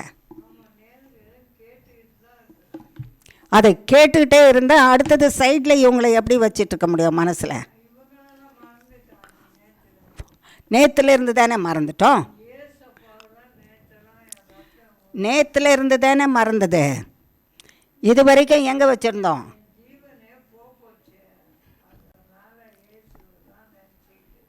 ஆமாம். அதனால் இப்போ ஜீவன் கொஞ்சம் பலன் வந்துடுச்சின்னு வச்சுங்க, அப்போ யாரை நினைப்போம்? நீங்கள் கைவிட மாட்டீங்களா இயேசுவை? இயேசு உங்களை கைவிட மாட்டாரா? நீங்கள் கைவிடுறதுக்கு பதிலாக, விடமாட்டேன்னு சொல்கிறதுக்கு பதிலாக, என் வாயில் இயேசு இருப்பாராக, நான் இயேசுவே என்னை பிடிச்சிக்குங்க, அவர் கைவிட மாட்டார். அவர் ஸ்ட்ராங்காக பிடிச்சிக்கிட்டாருன்னா அவர் கைவிட மாட்டார். அவர் கடைசி பரியந்தம் நித்திய ஜீவன் வரைக்கும் அவர் எங்கே இருக்கிறாரோ அங்கே கொண்டு போய் சேர்த்துருவார். அதுக்காக பிள்ளைங்களை வெறுத்துருங்கன்னு சொல்லவே இல்லை. பிள்ளைங்களை வெறுத்துருங்க, பிள்ளைங்களுக்கு நன்மை செய்யாதருங்க, பிள்ளைங்க மேலே வருத்தப்படுங்க, பிள்ளை செய்யலையேன்னு வருத்தப்படுறதை இதெல்லாம் விட்டுருங்க. மன்னிங்க, நீங்கள் செய்ய வேண்டிய நன்மையை செய்யுங்க. அந்த அளவுக்கு தான் இருக்கணும். அளவுக்கு மீறி தேவனை நேசிக்கிற மாதிரி நேசிக்கக்கூடாது உள்ளத்தில். அப்படி நேசித்தோன்னா ஏசாமி போயிடுவார். அத்தனை பேரும் பக்கத்தில் இருந்தாலும் போகிற உயிரை கெட்டியாக பிடிக்க முடியாதே, சுகம் கொடுக்க முடியாதே.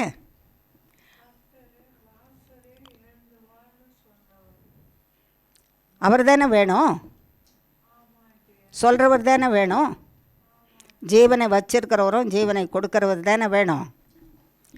ஆஸ்பத்திரியில் கொண்டு போய் சேர்க்குறோம், ஏராளமானவங்க டாக்டர்ஸ் இருக்கிறாங்க பார்க்குறதுக்கு. தலைக்கு ஒருத்தர், கண்ணுக்கு ஒருத்தர், வாய்க்கு ஒருத்தர், நெஞ்சுக்கு ஒருத்தர், இருதயத்துக்கு ஒருத்தர், லங்ஸுக்கு ஒருத்தர், வயிற்றுக்கு ஒருத்தர், காலுக்கு ஒருத்தர்னு எல்லாத்துக்கும் பல டாக்டர்ஸ் இருக்காங்க. எல்லாரும் பார்த்துக்கிட்டு இருந்தாலும் இவ்வளோ பேர் நாங்கள் பார்த்துட்டு இருந்தோம். ஆனாலும் எப்படியோ உயிர் போயிடுச்சு. உயிர் போயிடுச்சுன்னு சொல்கிறாங்கல்ல, பார்த்தாங்களா? கண்ணில்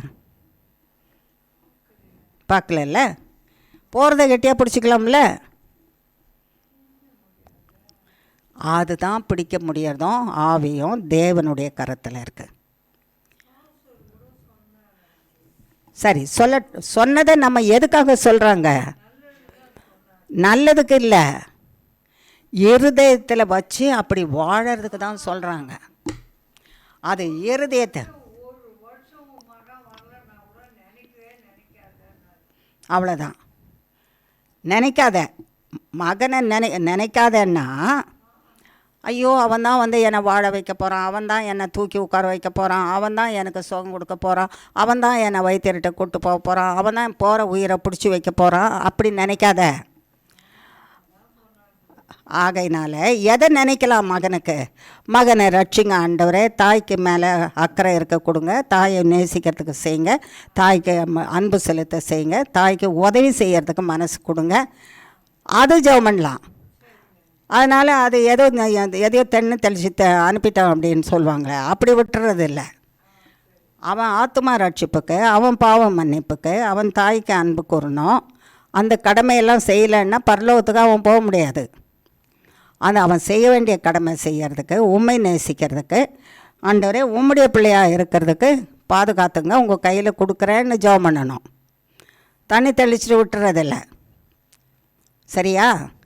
ஆனால் அவன்தான் வருவான், அவன்தான் காப்பாற்றுவான், அவன்தான் உயிரை கொடுப்பான், அவன்தான் எனக்கு எல்லாமே செய்வான், அவன்தான் அவதான்னு நினைக்கிறத மட்டும் விட்டுறணும். இந்த அத்தனையும் நீங்கள் கேட்குற அத்தனையும் உங்களுக்கு செய்தவர் யார்? கர்த்தர். அவரை பிடிச்சிக்கோன்னு சொல்கிறாரு. அவரை பிடிச்சிக்கிட்டியானா எந்த நேரத்தில் கூப்பிட்டாலும் அவர் வந்து அங்கே நிற்பார். எந்த நேரத்தில் கூப்பிட்டாலும் வந்து அவர் நிற்பார். அதுக்கு தான் கர்த்தர் சொன்னார், நீ ஏன் அடைக்கலத்தில் இருந்துட்டியானா உன்னை எப்படி காப்பாற்றுவேன், உன்னை எப்படி காப்பாற்றுவேன், நான் சத்ருவனுடைய விருப்பத்துக்கு ஒப்புக்கூடாதபடிக்கு உன்னை காப்பாற்றுவேன். கூட நான் என்ன செய்வேன், என்ன வசனம் நம்ம படிச்சிட்ருக்குறோம். ஆமாம் ஆண்டி தான் சொல்லக்கூடாது, என்ன வசனம் படிக்கிறோமோ வசனத்தை சொல்லணும்.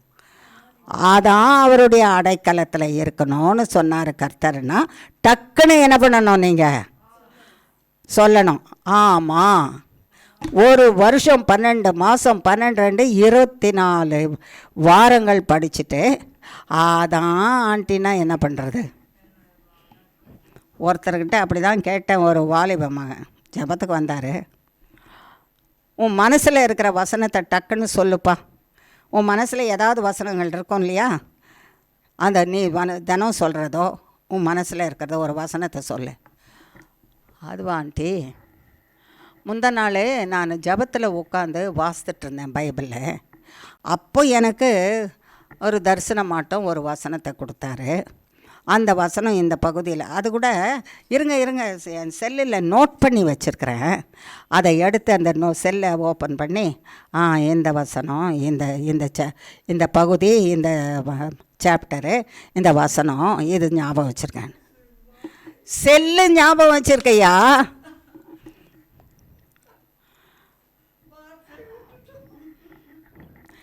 யார் ஞாபகம் வச்சுக்கல?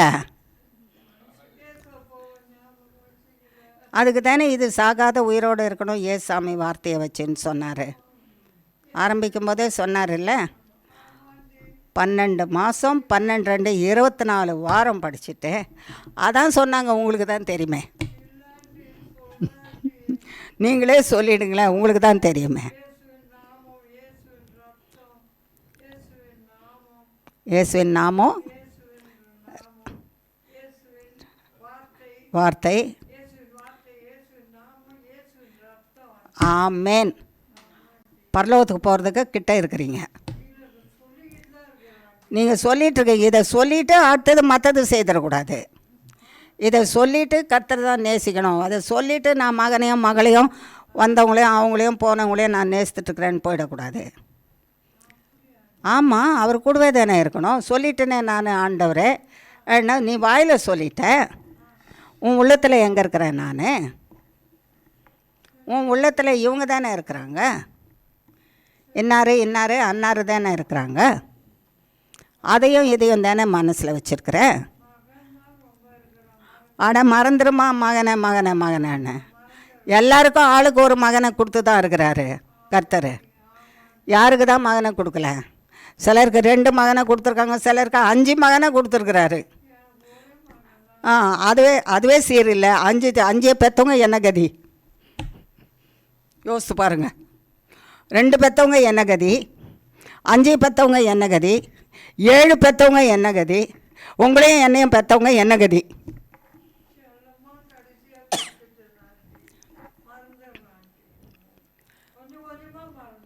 மறக்கிறன்றது தான்மா உங்களுக்கு கொஞ்சம் முந்தி கூட அதை கர்த்தர் விளக்கமாக சொன்னார். மறக்கிறதுன்னா அவன் மேலே அவன்தான் எல்லாம் செய்வான் இல்லை, ஏசாமி உங்களை உருவாக்குனவர் தான் செய்வார். அவர் உருவாக்குனதுனால மட்டும் செய்யலை, அவர் உங்கள் பாவத்தெல்லாம் எடுத்து சிலுவையில் அரைஞ்சு உங்களை பரிசுத்தமாக்குனதுனால செய்வார். உங்கள் வியாதிகளை எல்லாம் அடித்து உங்களுக்கு சுகமாக்குறதுக்கு அவர் சரீரத்தில் தழும்பு வச்சுருக்கிறாரு, அவர் செய்வார்.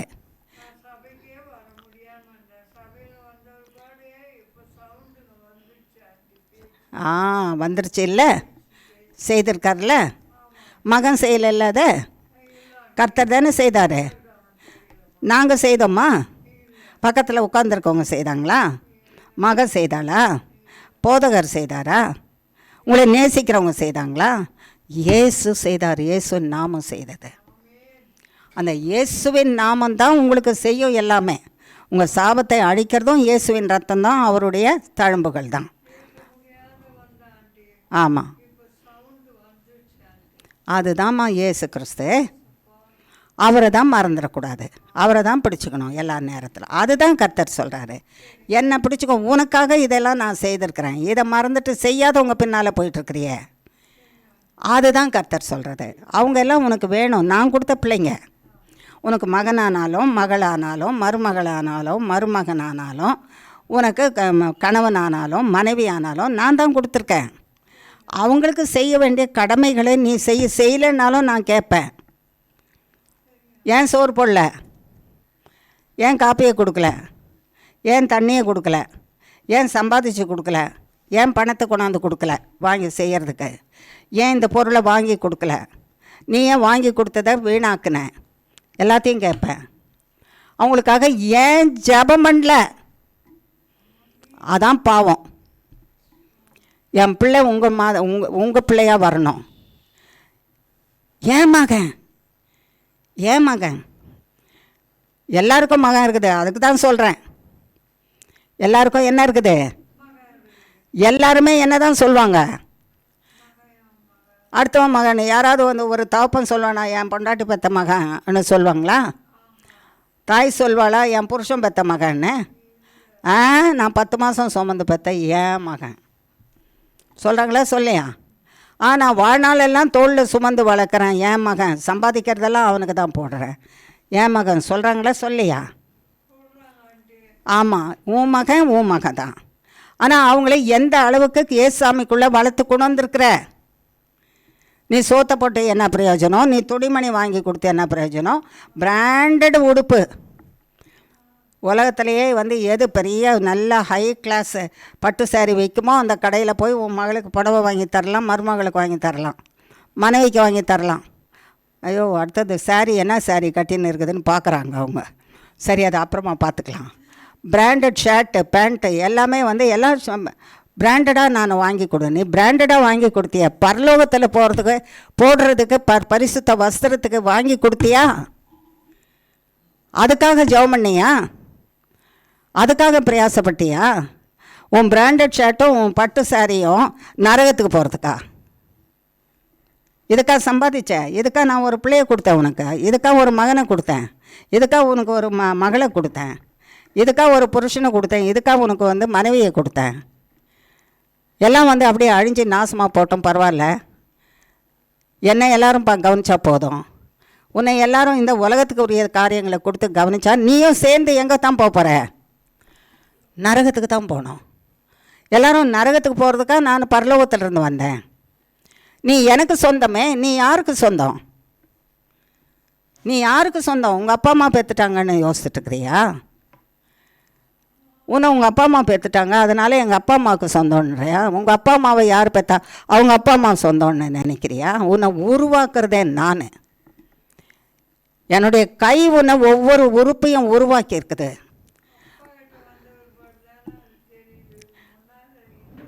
தெரிஞ்ச பிறகாவது வந்துடணுமே, தெரிஞ்ச பிறகும் அதிலே இருக்கக்கூடாதே. தெரிஞ்ச பிறகு அதை விட்டு வந்துடணும். என்னை உருவாக்கினவர் என் தாயின் கர்ப்பத்தில் வெறும் ஒரு சின்ன குண்டூசுடைய தலை கூட தெரிஞ்சிடும் கண்ணுக்கு, அது கூட தெரியாத அளவுக்கு நான் இருந்தேன். 9 மாதம் நான் வெளியே வரும்போது இவ்வளவும் சிருஷ்டிக்கப்பட்டு நான் வெளியே வரேன். யார் உருவாக்குனா? நீ கர்த்தருக்கு சொந்தம். நான் எனக்கு சொந்தம்னு சொல்லாத. என் பணத்துக்கு சொந்தம், என் வீட்டுக்கு சொந்தம், என் வாசலுக்கு சொந்தம், எங்கள் அப்பா அம்மாவுக்கு சொந்தம், என் புருஷனுக்கு சொந்தம், என் பிள்ளைங்களுக்கு சொந்தம் இல்லை. முதல்ல நீ யாருக்கு சொந்தம்? கர்த்தருக்கு தான் சொந்தம். அதுக்கு பிறகு கர்த்தர் உனக்கு யாரையெல்லாம் கொடுத்துருக்கிறாரோ அவங்களுக்கெல்லாம் சொந்தம். அதுக்கு பிறகு உங்களுக்கு கர்த்தர் யாரையெல்லாம் கொடுத்துருக்கிறாரோ அவங்க எல்லாரும் சொந்தம். சரியா? ஆகையினால நீங்கள் என்னை காட்டிலும் உலகத்தில் இருக்கிற மனுஷரை நீங்கள் நேசித்தீங்கன்னா என்னை இழந்துருவீங்க. நான் வரும்போது நீங்கள் என் கூட வரமாட்டீங்க. அந்த என்னை மறந்துட்டீங்கன்னா பாவம் உங்களை விட்டு போகாது, ஆசை உங்களை விட்டு போகாது, பற்றி பிடிச்சிட்ருக்கிற ஆசை உங்களை விட்டு போகாது. எது மேலே ஆசை இருக்குதோ அந்த ஆசை போகாது. அந்த ஆசையே பிசாசு, அதை அழிச்சு போட்டுரும். எப்படி என்னுடைய அடைக்கலத்துக்குள்ளே வருவீங்க? என் அடைக்கலத்துக்குள்ளே வரணுன்னா இந்த அசுத்தங்கள் எல்லாம் இருந்து தானே எப்படி வருவீங்க? வர முடியாதுல்ல. இப்போவாது சொல்லுங்கள், என்ன வசனம்? என்னம்மா? அநாதி தேவனுடைய அடைக்கலம், அவருடைய நித்திய புயங்கள் உனக்கு ஆதாரம். அவர் தான் உனக்கு வழி நடத்துகிறவர், அவர் தான் உன்னை காக்கிறவர், அவர் தான் உன்னை ரட்சிக்கிறவர், அவர் தான் உன் பாவத்தை மன்னிக்கிறவர், அவர் தான் உனக்கு சுகத்தை கொடுக்கிறவர், அவர் தான் உன் கண்ணீரை துடைக்கிறவர், அவர் தான் உன் பயத்தை நீக்குகிறவர். கடைசியில் நான் எப்படி இருப்பேன்றது அவருக்கு தான் தெரியும், பிளான் பண்ணி வச்சுருப்பார். அவர் அநாதி தேவன், அவர் என் தகப்பன். என்னுடைய முடிவு நாசமாய் போகும்படிக்கு என்னை சிருஷ்டிக்கலை, சமாதானமாய் அவரோடு இருக்கும்படிக்கு சிருஷ்டிருக்கிறேன். அந்த தேவன் உனக்கு அடைக்கலம். அவர் அடைக்கலத்துக்குள்ளே வரணுன்னா அவருடைய நாமம், அவருடைய ரத்தம், அவருடைய வார்த்தை வேணும். இந்த வார்த்தையினால், இயேசுவின் நாமத்தினால நாம் நிரப்பப்பட்டு இருக்கணும், கழுவப்பட்டு இருக்கணும், பரிசுத்தமாக்கப்பட்டு இருக்கணும். அவரோடு கூட வாழ்ந்திருக்க முடியும். இல்லாட்டா அவரை நம்ம இழந்துருவோம். அவருக்கு தான் சாத்தான் பயப்படுவான். யாருக்கு தான் பயப்படுவான்? யாருக்கு பயப்படுவான்னா சாத்தான் பயப்படுவானா? சாத்தான் யாருக்கு பயப்படுவான்? கர்த்தருக்கு தான், இயேசு கிறிஸ்துக்கு தான் பயப்படுவான். இயேசு கிறிஸ்து என்ற பேரை சும்மா நீங்கள் சொல்ல ஆரம்பித்தாலே உங்கள் மனசில் இருக்கிற பயம், திகில், வியாதி எல்லாமே அப்படியே வெளியே போக ஆரம்பிக்கும். அவைகள் எல்லாம் சாத்தானாலே வருகிறவை. கொஞ்ச நேரத்துக்கு சொல்லிகிட்டே இருந்தீங்கன்னா அது இல்லாமலே போயிடும். அவைகள் இல்லாமலே அழிஞ்சு போயிடும். ஆகையினால அது அழிஞ்சு போனால் உனக்கு பாதுகாப்பு. அதை சுமந்துட்டு இருந்தியானா, இயேசுவை தவிர நீ எதை சுமந்துட்டுருக்கிறியோ அதோடு கூட இந்த அநாதி தேவனுடைய அடைக்கலத்துக்குள்ளே போகவே முடியாது. அநாதி தேவனுடைய அடைக்கலத்துக்குள்ளே போக முடியாது. எங்கே வாசிக்கிறோம் அந்த பகுதியை? உபாகமா? வாசி வாசி.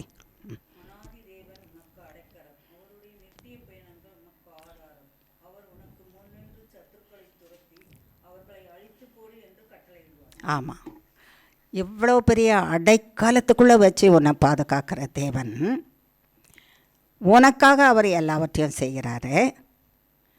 அவர் உனக்கு முன்னால் நிற்கிறாரு, உனக்கு பின்னால் மூடி பாதுகாத்து கொள்கிறாரு. உன்னை சுற்றிலும் அக்கினி மதிலாக அவர் அடைக்கலத்தில் வச்சு மூடிக்கிறாரு. அப்படி மூடிக்கிற தேவன் உனக்கு முன்னால் இருந்து என்ன செய்வேன்னு சொல்லியிருக்காரு? உன் சத்துருக்கள், உன் சத்துருக்கள் மனுஷர் மட்டும் இல்லை, சாத்தானும் அவன் சேனை மட்டும் இல்லை, அவன் உபயோகப்படுத்துகிற மனுஷர் மட்டும் இல்லை, பிரச்சனைகள் எல்லாமே சத்துரு தான். பிரச்சனைகள் எல்லாம் சத்துரு தான். வியாதி, மனசஞ்சலம், வருத்தம், பயம், திகில், சுகவீனம், முடியாமல் போகிற காரியங்கள், என்ன நடக்குமோ என்கிற திகில், என்னென்ன பிரச்சனை வருதோ எல்லாமே சத்துருக்கள் தான். உனக்கு முன்னால் நின்று அவங்கள அழிச்சு போட்டுருவார். உனக்கு முன்னால் நின்று அவங்கள என்ன செய்துருவாரா? அழிச்சு போட்டுடுவார். அவர் துரத்துவார், உன்னை அழிச்சு போடுன்னு சொல்லுவார். அவர் துரத்து. எங்கே வந்த என் பிள்ளைகிட்ட பயந்துட்டு ஓடுவான்ல, ஏசாமிக்கு தானே பயந்து ஓடுவான். பயந்து ஓடுறவன் இல்லை, எங்கே வந்த என் பிள்ளைகிட்டன்னு. அப்போ யார் தான் அழிக்கணுமா? நம்ம தான் அழிக்கணும். எதை கொண்டு அழிக்கணும்? இயேசுவின் நாமத்தை கொண்டு அழிக்கணும், இயேசுவின் வார்த்தையை கொண்டு அழிக்கணும், இயேசுவின் இரத்தத்தை கொண்டு அழிக்கணும். அழிச்சிட்டா அவருடைய செட்டைகளின் மறைவிலை வச்சு பாதுகாத்து கொள்வார். இப்போ வந்ததை விட நமக்கு என்ன சுகத்தை கொடுத்துருக்காருல்ல. அப்போ பாவம் மன்னிக்கப்பட்டிருக்குதா இல்லையா? பாவத்தை மன்னித்த தேவனுக்கு கோடி கோடி ஸ்தோத்திரம். என் மேலே அன்பு வைத்த தேவனுக்கு கோடி கோடி ஸ்தோத்திரம். அன்பு வச்சதுனால தானே மன்னிச்சார். ஆமாம். எனக்கு சுகம் கொடுத்த தேவனுக்கு கோடி கோடி ஸ்தோத்திரம். என்னை மரணத்திலிருந்து மீட்டுக்கொண்ட தேவனுக்கு கோடி கோடி ஸ்தோத்திரம். என்னை சத்துருக்களின் விருப்பத்துக்கு, மந்திரம் செய்வினை சூன்யத்துக்கு விலைக்கு காக்கிற தேவனுக்கு கோடி கோடி ஸ்தோத்திரம். கோடி கோடி கோடி கோடி ஸ்தோத்திரம். இப்போ எவ்வளோ பெரிய நன்மையை நமக்கு செய்திருக்கிறார்ல இந்த தேவன். சதா காலமும் நம்முடைய தேவன். ஆமாம், இந்த தேவன் சதா காலமும் நம்முடைய தேவன். சொல்லாமா, இந்த தேவன் சதா காலமும் என்னுடைய தேவன். இந்த தேவன் என்னுடைய ஜீவன். இந்த தேவன் என்னுடைய தீர்காயுசு. இந்த தேவன் என் பரிகாரியாகிய கர்த்தர். இந்த தேவன் என் யுத்த சன்னத்தர். இந்த தேவன் அநாதி தேவனாகிய இந்த தேவன் எனக்கு நித்திய அடைக்கலம். அவருடைய நித்திய புயம் எனக்கு நித்திய ஆதாரம். அவர் எனக்கு முன்னின்று சதா காலமும் சத்ருவை துரத்தி என்னை சதா காலமும் சத்ருவை அழித்து போடும்படி செய்கிறார். இந்த மகத்துவமுள்ள தேவனுக்கு கோடி கோடி ஸ்தோத்திரம். கோடி கோடி ஸ்தோத்திரம்.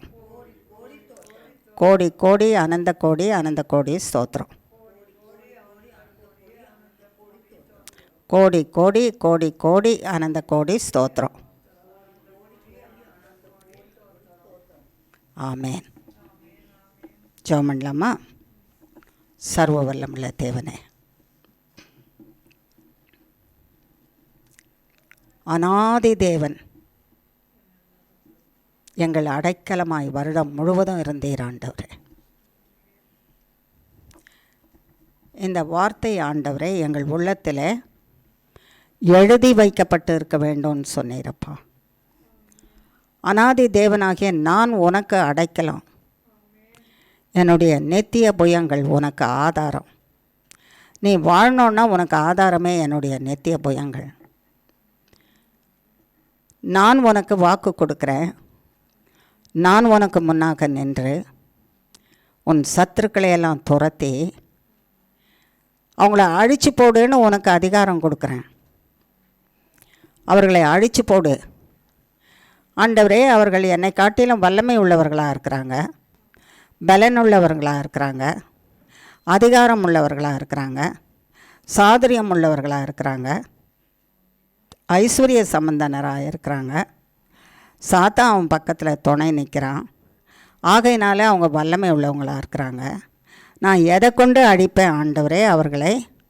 நீ அழிச்சு போடுன்னு எங்களுக்கு சொல்கிறீரே, நான் எதை கொண்டு அழிச்சு போடுவேன் என்று நாங்கள் கேட்டால் நீங்கள் அருமையான பதில் கொடுத்தீரா.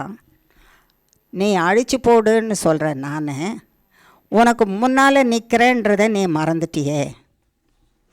நான் எதை கொண்டு அழிப்பேன்னு நீ கேட்குறியே. அவன் என்னை காட்டிலும் பலசாலி, அவன் என்னை காட்டிலும் ஐஸ்வர்யவான், அவன் என்னை காட்டிலும் அதிகாரம் உள்ளவன் பயந்துட்டு நிற்கிறியே. உனக்கு முன்னால் நிற்கிறவர் யார்? உனக்கு முன்னால் நிற்கிறவர் யார்? உனக்கு முன்னால் நிற்கிறவர் யார்? உன்னை பாதுகாக்கவும், உன்னை ரட்சிக்கவும், உன்னை கைவிடாத இருக்கவும், உன்னை சுமந்து கொள்ளவும், உன்னை கடைசி பரியந்தம் நித்திய ஜீவன் பரியந்தமும் உன்னை பாதுகாத்து வழி நடத்தவும் உனக்கு முன்னாக நிற்கிறவர் யார்? நான் அல்லவா? உனக்கு முன்னால் நிற்கிறவர் யார்? நான் அல்லவா? என்னை பார்த்தல்லவா அவன் பயந்து ஓடுவான். ஓடுகிறவன், துரத்தப்படுகிறவன் என்னுடைய பிரசன்னத்தை கண்டுதானே ஓடுகிறான். ஆகையினால அவன் முற்றிலுமாய் அழியணும்னா உனக்கு யுத்தம் பண்ண தெரியணும், நீ ஜெயம் எடுக்க தெரியணும். உனக்காக யுத்தம் பண்ணின நான் இருக்கிறேன். உனக்காக யுத்தம் பண்ணி சத்ருவை அழித்து சத்ருவை ஜெயித்த நான் இருக்கிறேன். என்னுடைய ஆயுதத்தை உனக்கு கொடுக்குறேன். அந்த ஆயுதம் உன்னுடைய வாயிலும் சிந்தையிலும், உன்னுடைய நாவிலும் உதடுகளிலும், உன்னுடைய உள்ளத்திலும் உன் ஜீவனிலும் உன் சரீரத்தில் இருக்குமானால் அவன் முற்றிலுமாய் அழிந்து போவான். அவன் முற்றிலுமாய் அழிந்து போவான். நீ விடுவித்து காக்கப்படுவாய், நீ பாதுகாப்பாக இருப்பாய் என்னுடைய அடைக்கலத்துக்குள்ளன்னு சொன்னீரப்பா. உம்முடைய பட்டயம்தான் சொன்னீர் ஆண்டவரே. உம்முடைய நாமம் சத்ரு அழிகிற பட்டயம் இயேசு கிறிஸ்துவின் நாமம். சத்ரு அழிகிற பட்டயம் இயேசு கிறிஸ்துவின் ரத்தம். சத்ரு அழிகிற பட்டயம் இயேசு கிறிஸ்துவின் வார்த்தை. சத்ரு அழிகிற பட்டயம் இயேசு கிறிஸ்துவின் பிரசன்னமே. ஆகையினால அப்பா பிதாவை எங்களை உம்முடைய கரத்தில் ஒப்புவிக்கிறோம். எங்களுக்கு நேர்த்தியான இந்த வார்த்தையை நீர் கொடுத்து, நாங்கள் வாழ வேண்டிய விதத்தை எங்களுக்கு சொல்லி கொடுத்து,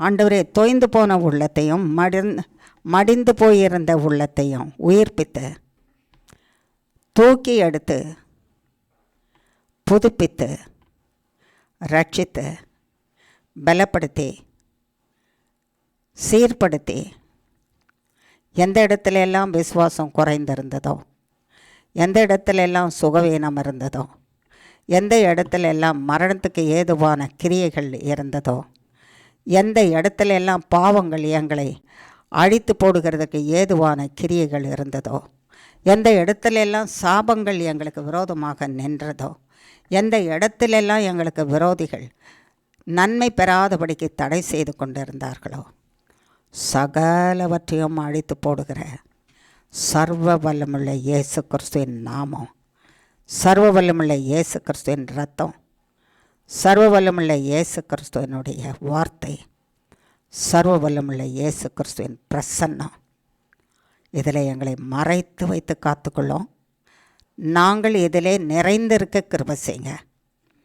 எங்கள் மனதில் இருக்கிற விசுவாசம் ரெண்டும் மடிந்து போகாதபடிக்கு உயிர் பெற்று உயிருள்ளவர்களாக வாழ்ந்து, நாங்களும் வாழ்ந்து எங்களோடு இருக்கிறவர்களையும் வாழ செய்து, நாங்கள் சந்திக்கிற மனுஷரையும் மக்களையும் ஆண்டவரே கர்த்தருக்குள்ளே வாழும்படி செய்ய கிருபை செய்யுங்க. இப்பொழுது ஆண்டவரே நாங்கள் கிறிஸ்து வந்த அந்த பிறப்பின் நாளை கொண்டாடி கொண்டு இருக்கிறோம் சுவாமி. இது எல்லாம் தான் எங்களுக்கு செய்தீர். கிறிஸ்து வந்து இன்றைக்கு நீர் பேசினது எல்லாம் கிறிஸ்து வந்ததுனால தான் எங்களுக்கு செய்து கொடுத்துருக்கிறீர். ஆகையினாலே இது நாங்கள் கிருபையின் காலத்தில் வாழ்ந்து கொண்டு இருக்கிறோம். எந்த நேரத்தில் நீர் திரும்பி வருவீரோ அதன் பரியந்தமும் உம்மோடு கூட நீர் எங்களை சேர்த்து உம்மோடு கூட வாழ்ந்திருக்கிறதற்கு நித்தியத்தில் பிதாவின் சன்னிதானத்தில் உம்முடைய மகிமையில் வாழ்ந்திருக்கிறதுக்கு தகுதிப்படுத்தி ஆனுதினமும் ஒவ்வொரு வினாடியும் உம்மிலே பலம் கொண்டு உம்மிலே பரிசுத்தப்பட்டு உம்மிலே வாழ்ந்து உம்மிலே வளர கிருபை செய்வீராக உம்முடைய கரத்தில் ஒப்புவிக்கிறேன். பொறுப்படுத்திக்கொள்ளும். நீர் வந்துட்டீரானா ஆண்டவரே, அதுக்கு பிறகு சமாளிக்கலான்னு நினைக்கிறோம். மிகுந்த உபத்திரவ காலம், அதில் தப்பித்து கொள்ளுகிறதற்கு ஜீவனுள்ள தேவனை, சர்வ வல்லமுள்ள ஜீவனுள்ள தேவன் எங்களோட இருந்தால் தான் முடியும். அதன் பிறகு நியாயாசனம், அந்த இடத்துல நியாயாதிபதியாக கர்த்தராகிய இயேசு கிறிஸ்து உட்கார்ந்திருக்கும்போது உம்மிடத்தில் மன்னியும் ஆண்டவரேன்னு கேட்க முடியாது, சுகம் கொடுங்க ஆண்டவரேன்னு கேட்க முடியாது,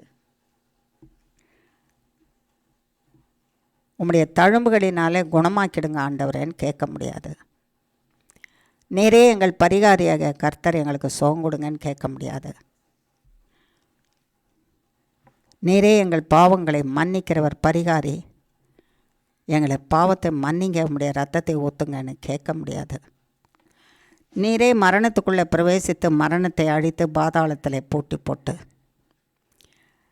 அதன் திறவுகோலை உம்முடைய கரத்தில் வைத்து பாதாளத்தையும் பூட்டி போட்டு பாதாளத்தின் திறவுகோலையும் மரணத்தை பூட்டி போட்டு மரணத்தின் திறவுகோலையும் கரத்தில் எடுத்துக்கொண்டு ஜீவனாகவும் ஜீவாதிபதியாகவும் எழுந்திருக்கிற நீர் எங்களை மரணத்துக்கு விலைக்கு காத்துக்கங்க ஆண்டவரே, பாதாளத்துக்கு விலைக்கு காத்துக்கொள்ளுங்கன்னு நீர் நியாயாதிபதியாய் உட்கார்ந்துருக்கும்போது நாங்கள் கேட்க முடியாது சுவாமி. வெறும் ஜட்ஜ்மெண்ட்டு தான் கொடுப்பீர. உமக்கு துக்கமாக இருக்கும், ஐயோ நான் இலவசமாக இதெல்லாம் கொடுத்தேனே, நான் இலவசமாக உங்களுக்கு இதெல்லாம் கொடுத்தேனே, நீங்கள் பயன்படாமல் போயிட்டீங்களே. நீங்கள் நம்பி இருக்கிற மனுஷர், நம்பி இருக்கிற உங்கள் பலன், நம்பி இருக்கிற உங்கள் ஞானம், நீங்கள் நம்பி இருக்கிற உங்கள் யுக்தி, நீங்கள் நம்பி இருக்கிற சாதுரியம், நீங்கள் நம்பி இருக்கிற உங்கள் சாமர்த்தியம், உங்கள் மேன்மை, நீங்கள் நம்பி இருக்கிற ஆஸ்தி, நீங்கள் நம்பி இருக்கிற பணம், நீங்கள் நம்பி இருக்கிற சொத்து சுதந்திரம், மக்கள், அவர்களுடைய அதிகாரம், அவர்களுடைய பலன், அவர்களுடைய ராஜரீகம் ஒன்றும் காப்பாற்றாது. எல்லாரும் அழிஞ்சு போவாங்க. கிறிஸ்துவுக்குள்ளே இல்லாதவங்க எல்லாம் அழிந்து போவாங்க. கிறிஸ்துவை உதாசீனம் செய்தவர்கள் எல்லாரும் அழிஞ்சு போயிடுவாங்க. நீங்களும் அவர்களோடு சேர்ந்து உதாசீனம் செய்து கிறிஸ்துவை நம்பாதபடிக்கு அழிந்து போகிறதை நம்புவீர்களானால் அழிந்து போவீர்கள். அழிவுக்கு தப்பி விலக்கி காக்கப்பட வேண்டும் என்ற மிகுந்த அன்பு, பிதாவினுடைய அன்பு உங்கள் பேரில் இருக்கிறதுனால அந்த அன்பை நான் உங்களுக்கு சொல்லவும், அந்த அன்பை இரத்தத்தினாலும் என் மாம்சத்தினாலும் என் சரீரத்தினாலும் என் தழும்புகளினாலும் என் ஜீவனினாலும் என் வார்த்தையினாலும் என் நாமத்தின் வல்லமையுள்ள பட்டயத்தாலும் என் ஆவியானவராலும் உங்களுக்கு அளிக்க வந்திருக்கிறேன். இவைகள் எல்லாம் இலவசம். இதுவே தருணம், பெற்றுக்கொள்ளுங்க. இதுவே தருணம், பெற்றுக்கொள்ளுங்க. இது பரியந்தம் சொந்த எண்ணத்தோட, சொந்த கருத்தோட, சொந்த மனதோட இதை சமாளிச்சிருவேன், அதை சாதனத்தை செய்திருவேன், என் சாதனையோன்னு சொன்னதெல்லாம் மறந்துடுங்க. கர்த்தர் கொடுக்குற இந்த அழைப்பை ஏற்றுக்கொண்டு சர்வ வல்லமுள்ள தேவனே, நேரிய நிலை ராஜரீகம் செய்யுங்க. நான் உமக்குள்ளே மறைந்து வாழ கிருபை செய்யுங்க. எனக்கு கேளுங்க கர்த்தரிடத்தில். கர்த்தராகிய தேவன் நிச்சயமாக பதில் கொடுத்து அதன்படியே நடத்துவார். சர்வ வல்லமுள்ள தேவனே, அப்படியே கேட்குறோம் சுவாமி. எல்லா பாவங்கள், சாபங்கள், அநியாயங்கள், அக்கிரமங்கள், மீறுதல்கள், பொல்லாப்புக்கள், மன்னிக்கப்பட முடியாத கிரியைகள், பாவங்கள், நம்பினவர்களை ஏமாற்றின காரியங்கள், எங்களை நாங்கள் நம்பினவர்கள் ஏமாற்றின காரியங்கள், சத்ருவும் சாத்தான் அவன் சேனையும் அவங்களுடைய கூட்டமும் இயேசு கிறிஸ்துவின் நாமத்தினாலே எங்களை அழிக்காதபடி, தீங்கு செய்யாதபடிக்கு அழிச்சு போட்டு, கிறிஸ்துவாகிய நீர் எங்களை உயிர்ப்பித்து எங்களை மன்னித்து ரட்சித்து ஜீவனை கொடுத்து ஆரோக்கியத்தை கொடுத்து உம்முடைய நித்திய ஜீவ பொழியில் வைத்து உம்முடைய பிரசன்னத்தினாலே மூடி ஆவியானவராலே நிரப்பி உம்முடைய ஆலோசனைகளினாலே எங்களை நடத்தி நீர் எங்களுக்குள்ளே ராஜரீகம் செய்து எங்களை கரம் பிடித்து வழி நடத்தும் சுவாமி. எங்கள் கரங்களை உம்முடைய கரத்தில் கொடுக்குறோம், பொறுப்படுத்தி நடத்தும். எங்களை சுகப்படுத்தி, பலப்படுத்தி, சீர்படுத்தி, ஸ்திரப்படுத்தி, நிலைநிறுத்தி நீர் வரும் பரியந்தமோ எங்களை கைவிடாதபடிக்கு துணை நின்று வழி நடத்துவீராக. இதோ உலகத்தின் முடிவு பரியந்தமும் சதா காலமும் சகல நாட்களிலும் நான் உங்களோடு கூட இருக்கிறேன் என்றவர் எங்களோடு கூட இருந்து எங்களை கரம் பிடித்து வழி நடத்துவீராக. இயேசு கிறிஸ்துவின் மூலம் ஜெபிக்கிறோம் பிதாவே. ஆமேன், ஆமேன், ஆமேன். என் ஆத்துமாவே கர்த்தரை ஸ்தோத்திரி, என் முழு உள்ளமே அவருடைய பரிசுத்த நாமத்தை ஸ்தோத்திரி. என் ஆத்துமாவே கர்த்தரையே ஸ்தோத்திரி, கர்த்தர் செய்த சகல உபகாரங்களையும் மறவாதே. ஆமேன், ஆமேன், ஆமேன். இயேசுவின் ரத்தம் ஜெயம். இயேசுவின் நாமத்துக்கே ஸ்தோத்திரம். ஆமென், ஆமென், ஆமென். God bless you.